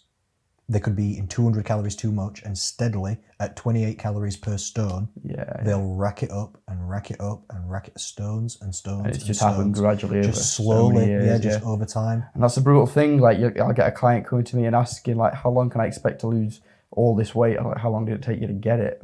It's the same process. It's the same maths. That calorie surplus that you were in by 300, the only difference is it was enjoyable. Now we're flipping it and doing it the other way around. I was just going to say, because to be fair, it's more difficult. Take just as long. It probably takes longer sometimes because it's not always, because people try really hard on the fat loss sometimes and create big calorie deficits and exercise to burn more, etc. Some people lose a stone a month. Yeah. It's rare that people put on a stone a month, but the fact of the matter remains, it's way easier to eat calories than it is to burn them or get rid of them. Exactly. Or to not eat them, to avoid them. It's way easier to eat them than avoid them. Definitely. Yes. Yeah. Oh, yeah. Yeah. So which is weird how that works. Not many things that applies to. Easier to do it than not. Yeah, I guess so. That's weird. Yeah. How interesting humans are. Myth 6, running will wear out your knees.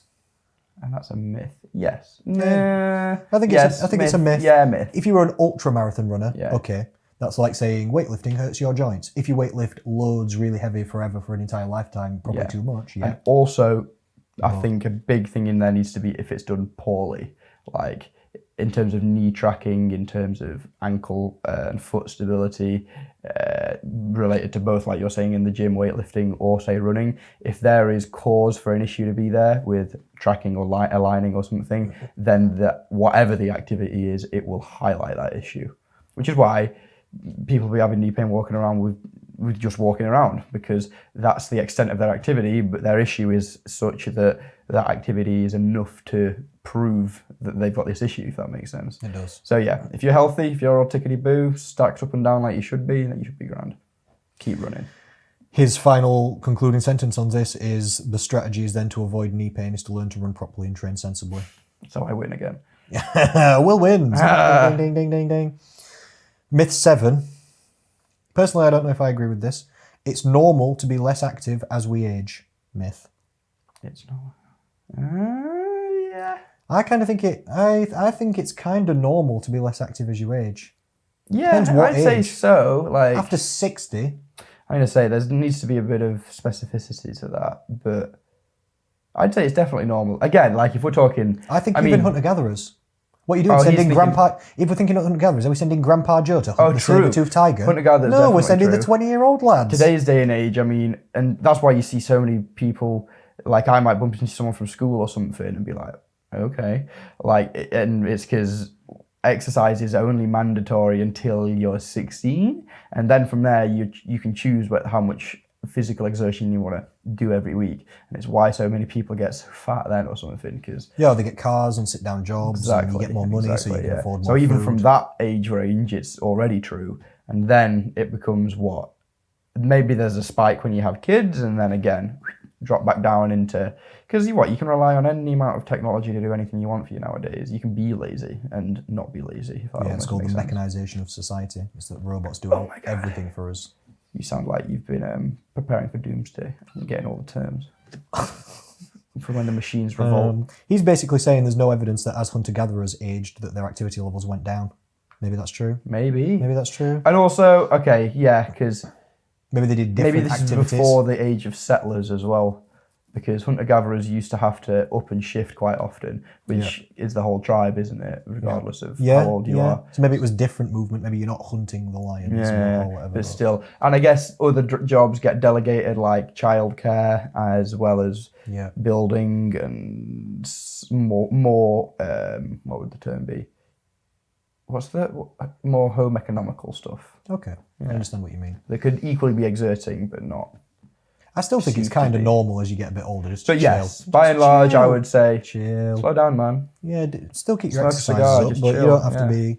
You don't have to be running marathons and benching 200 kg when you're 70 years old. You can just take the dog for a walk, and I don't know, do some press ups. Weirdly contradictory to what you were saying earlier, though. Yeah, I'm being sarcastic now, and I'm sort of being hyperbolic for this. And it is riding that line, isn't it? Yeah. I'm half joking. Obviously, we should still keep up exercise and stuff like this, and people should train hard. But I also think when you're older, you don't have to train like you're 20. Yeah. That don't make sense. I also think regardless of what age you're at, you've only got one life, and every now and then, fuck it, do something fun. Don't train. Slap some hardcore calories and enjoy yourself. I don't care. I always persuade when clients are like trying to tell me a sob story about how they're going away over the weekend and they feel like they might put on weight. I'm like, cool, do it. Do it. See what happens. You'll lose it again. And you'll have a memory and it'll be good. And who cares? Enjoy life a little bit. Walk the line between self-discipline and self-enjoyment, but enjoy life. Yeah, that's what it's all about, isn't it? Some people need a little bit more discipline to enjoy life more, and some people need less. Yes. Some people need a little bit more indulgence to enjoy life more, some people need less. For sure. Yeah. What do you think? We'll do these last 3 myths and then we'll call it a day on the podcast? I reckon so, yeah. Yep. I'm getting cramp again, so. Are you? Yeah, nice. You need to get some salt in your bro. Myth 8, there is an optimal dose / type of exercise. This is what you said ages ago. No. Yes, it's a myth, isn't it? There's no optimal dose or type of exercise. No, It's yeah. a myth. Yep, we agree. Different exercise works for different people. It actually is true, even though it sounds mildly cliche, that what you enjoy doing is actually best. Because if you do tennis 3 times a week, that's better than swimming never. You know, like you swim twice a year because you don't like it. That's not as good as badminton twice a week or anything.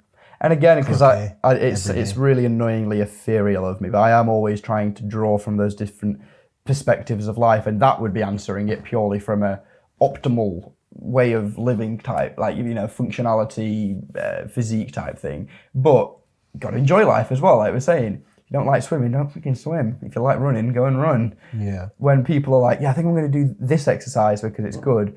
I'm like, yeah, but there's so many other substitutes that are legitimately just as good that you don't hate. Why are you picking this because someone else has decided they like it? Doesn't make sense to me.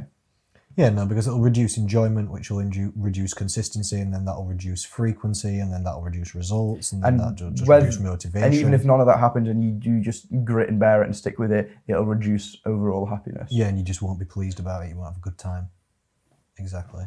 You're exactly right. That is why auto-regulation in training programs gets better results than like strict periodization. Which is very hard because I try and program my programs around auto-regulation, which is the hardest fucking thing to do, because all it means is you've got to write, like, and it's when you're selling someone a client and it basically says, figure it out yourself, but you've got to like lead them there is tricky. Yeah, it depends what people's goals are as well. Like with people's food, we have to reduce the calorie intake, but the auto-regulation part of it, which for people listening at home means kind of do what you want to do when you feel like you should do it. It means don't do things like you don't have to squat on Monday because the plan says squat on Monday. If your knee hurts, you can move it to Tuesday. Or if you really don't want to and you'd rather do back, then you can do that. Just it relies on a base level of understanding, of knowledge, and of grit and determination. True. I, for example, train purely on auto-regulation, and that's because I know that my goals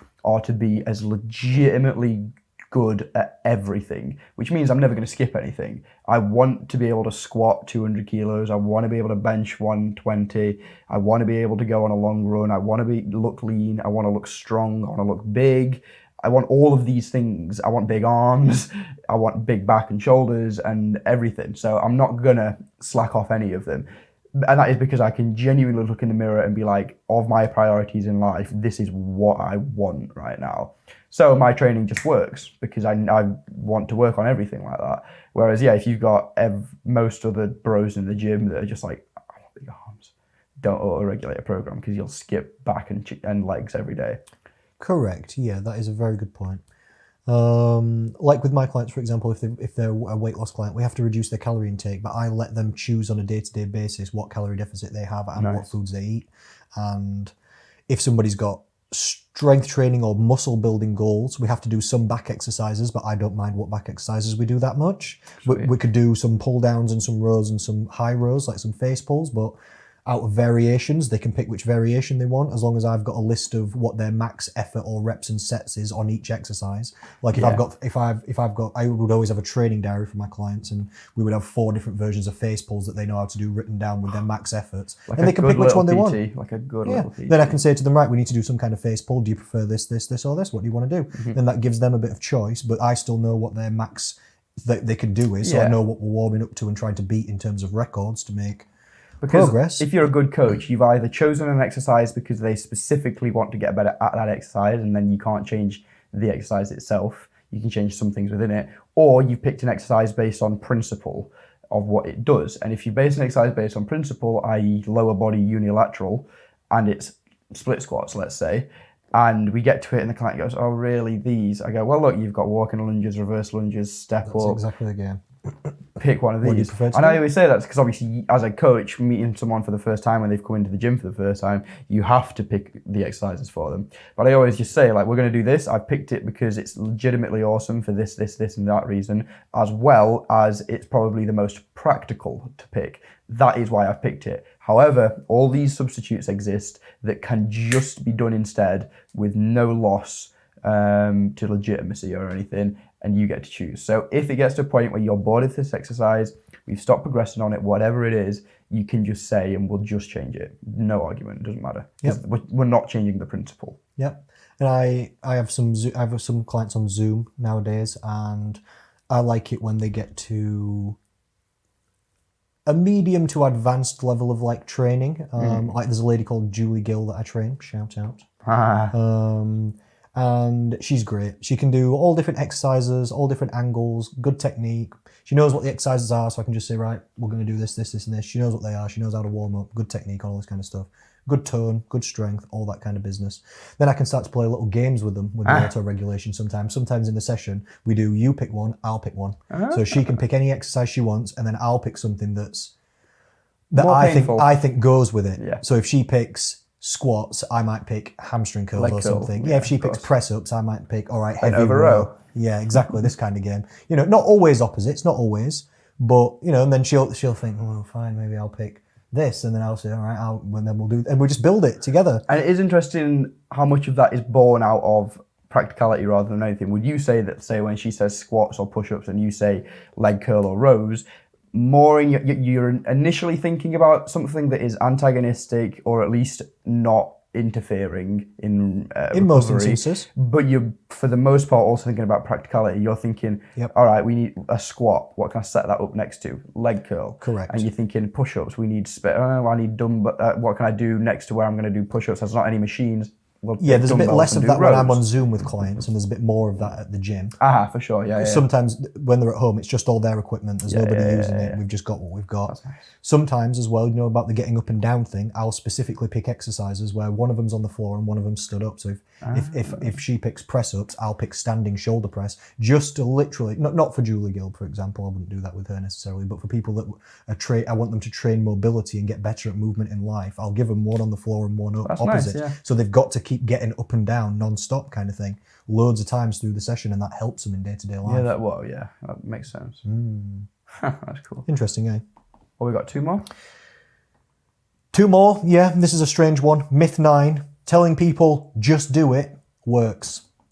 Apparently that's a myth. Apparently you can't tell people just do it. Ain't nothing to it but to do it, in the words of Ronnie Coleman. Gotta get.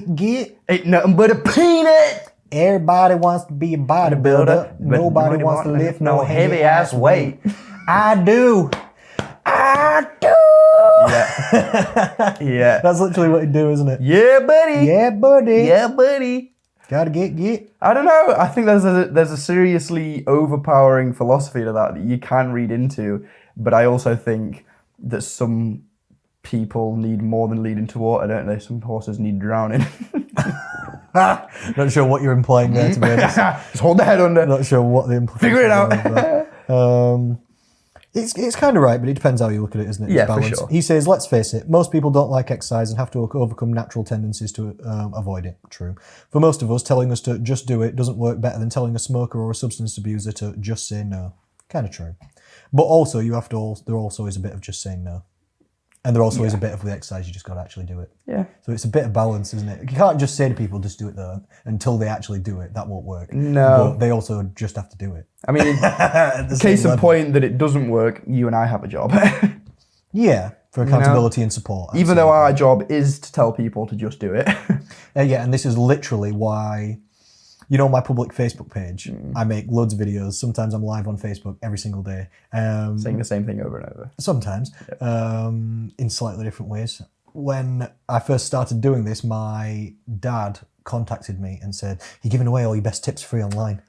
Come on, Dad, catch up. And it's true. I give a lot of my best tips For no detriment. For no detriment, because I'm trying to help people, but still a lot of people, even though they'll hear me say what they have to do, they won't do it until they actually come to me for help. Yeah. It's still that most people can't do the journey on their own. Any big journey or life change, you can't necessarily do it on your own. You need support, you need teammates, you need accountability, you need... Makes sense, yeah. Well, like with my things, with like getting in touch with my friggin', with the doctors or whatever that I just don't do. When my mum's asked me like, "Oh, how can I help?" Like the only thing you can do is just make me do it. Like that's where I need that same thing. That would be my like parallel to that. Mm-hmm. So I absolutely get it. Yeah, like how I was saying, just do it won't work. But once you've done it, what did you do? You just did it, didn't you? So it's kind of the only thing you can return back to.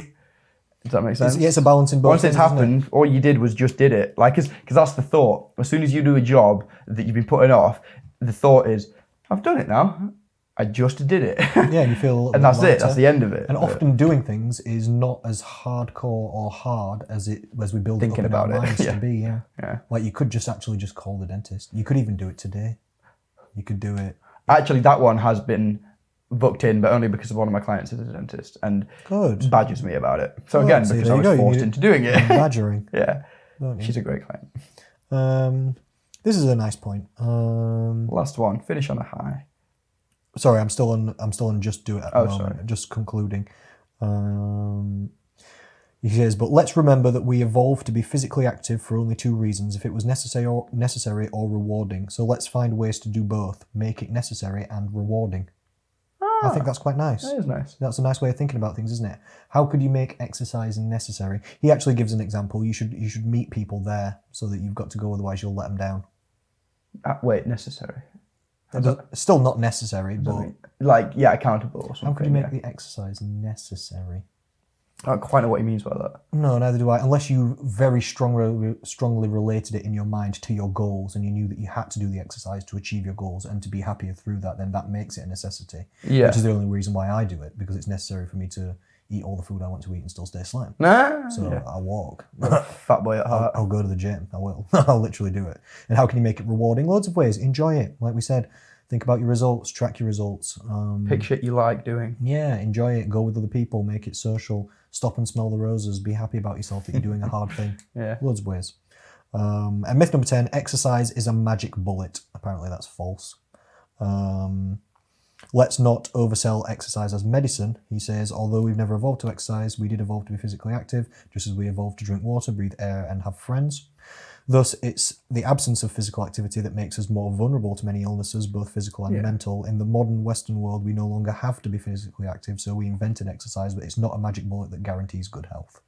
Agreed. I guess that's true, but that's a negative point to finish on, Daniel. Yeah, come on, Daniel. Come on, Lieberman. Yeah, I think that you should always proceed with the notion that you're in complete tip-top ship shape, and that you should just exercise and try and look after yourself as best as you can. And if something rears its ugly head that requires a more medical approach, then that's just life, and that's just how things work. That's what doctors are there for. That's what doctors are there for. And you wouldn't pull an inhaler away from someone that needed it. You wouldn't take a diabetes kid's friggin' diabetes kid. Yeah, you wouldn't take his insulin pen away from him. Yeah. So if someone needs something to aid with something medical like that, and exercise doesn't provide it, you can't just be like, well, don't give it him. You'll just exercise. True. But yes, 90% of the time, it's going to help. It's at least going to what's the word? It's at least going to prevent. Yeah, it's preventative of degenerative things, isn't it? If not solving them. What's the word I'm trying to look for? Yep, it'll help, not hinder.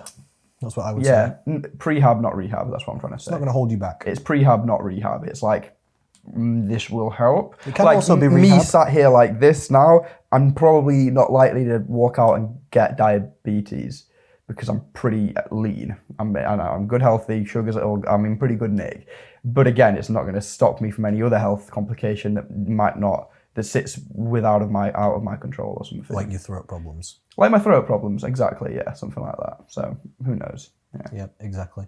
But it's still a matter of fact that exercise helps your body and mind be stronger. It helps hormonal profiles, and it boosts immune system independently of other variables. And like we said, muscle mass is correlated with longer lives and better lives, literally directly. So there's still lots of benefits, but obviously nothing cures everything. That'd be ridiculous to say. No, and I mean, I'm kind of the poster kid for trying as hard as he can to be healthy, and somehow my body always finds a way to go, nah, you're good. We're gonna give you this or something. Another setback. We're gonna give you another something. Yeah, and against everything that I work towards. So it happens. You just have to deal with those things, don't you? And seek the whatever actual medicine you need. There's ups and downs in everything in life. If you want to be healthy, there'll be setbacks. If you're trying to save money, some years and months it won't go well. If you're trying to for sure. be an athlete, you'll get injuries. Everybody who does enough sports gets injured in some way eventually. It's just life, isn't it? It's the people who come back from those things and try again. Very, very philosophical of you. Everyone gets hurt.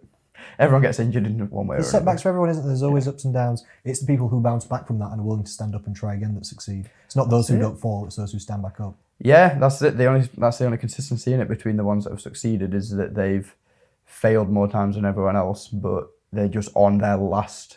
They've just come out of their last failure. That's the only place that they're at in life right now. Yep, there's a famous quote: "The master has failed more times than the beginner has even tried." Yeah. Yeah, which is true, isn't it? is so true. Because how do you get to become a master at something? By figuring it Fail out. every time. Yeah, and you just figure it out. Pick It yourself goes wrong back up and go sometimes. You again. keep practicing. You do better. You improve. I think that's something that this westernized, just modern world in general isn't particularly benefiting the young minds with, is that everything's so immediate, gratification is so immediate, and everyone's a snowflake about how you should feel nowadays, that hard work isn't a fucking thing. So people aren't used to this idea of picking themselves up and moving and trying again or something, whereas that's the only thing you can do. You know what I mean? Yep. Strong opinion, but whatever. No, it's important though. I just wanted to cover one last thing just for a second because I just think it's important because we said it at the beginning. It's the thing about vegans and vegetarians getting less severe COVID-19 illnesses than other people. This is not because meat's bad, essentially, I wanted to say. It's not because they don't eat meat that they're not as ill from COVID. That's not the correlation. The correlation is that vegetarians and vegans, on average, have lower BMIs than every other group and category. And that's not necessarily because they don't eat meat. It's because they don't eat as much junk food. Because they don't eat calories. They don't eat as many calories because they don't eat as much junk food. Yeah. Especially vegan. Well, nowadays you can get vegan brownies and vegan everything, but they're not eating as many kebabs and McDonald's and KFCs and meat feast pizzas.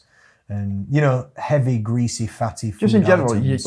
you're hard pressed to find a fat vegan.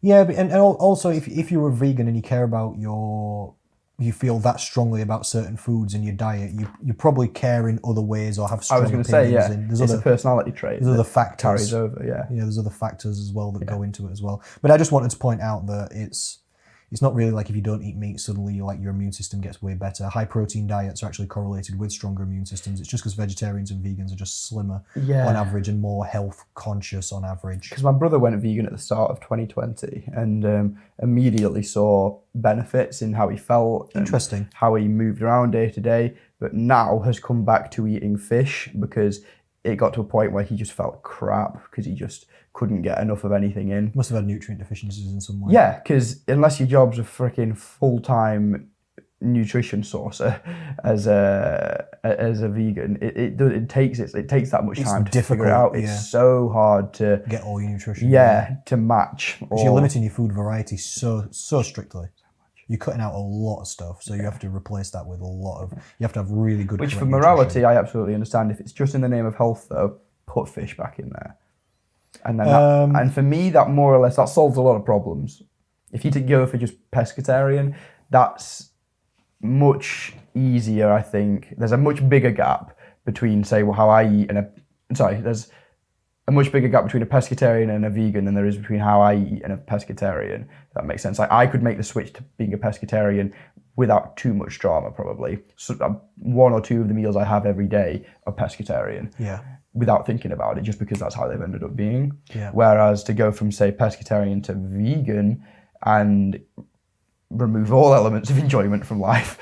Vegetarian's also okay. You can get like soya sausages, and you can still have protein shakes and cheese and eggs, and you can still get decent protein and your vitamins and minerals from different places.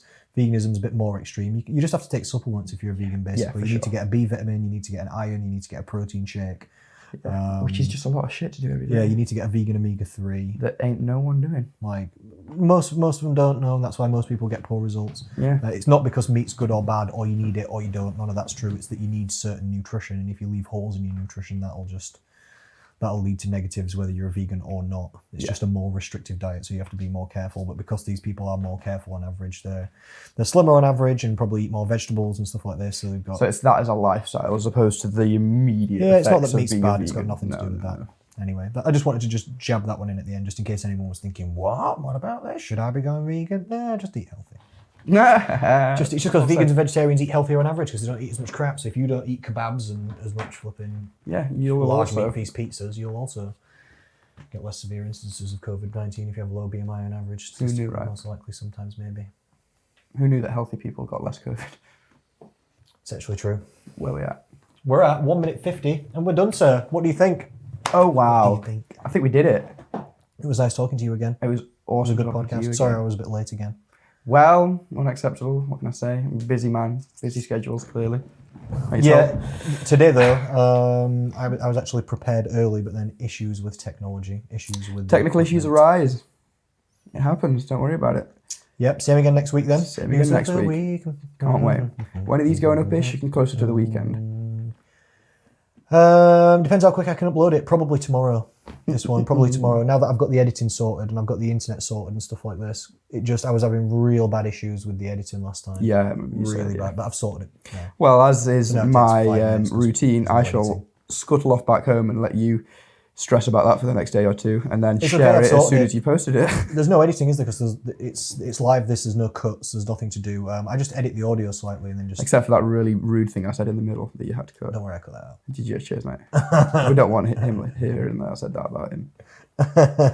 Who was? No, we're good. Thanks for tuning in, folks. Appreciate it. Ooh, and we've got you need to reply on Facebook for if you're available for Greg Roberts, physiotherapist, to come and do News of the Week threesome with me and you. Interesting. Then I'll be the third best looking person in the room. I don't know And the about person with the third smallest arms.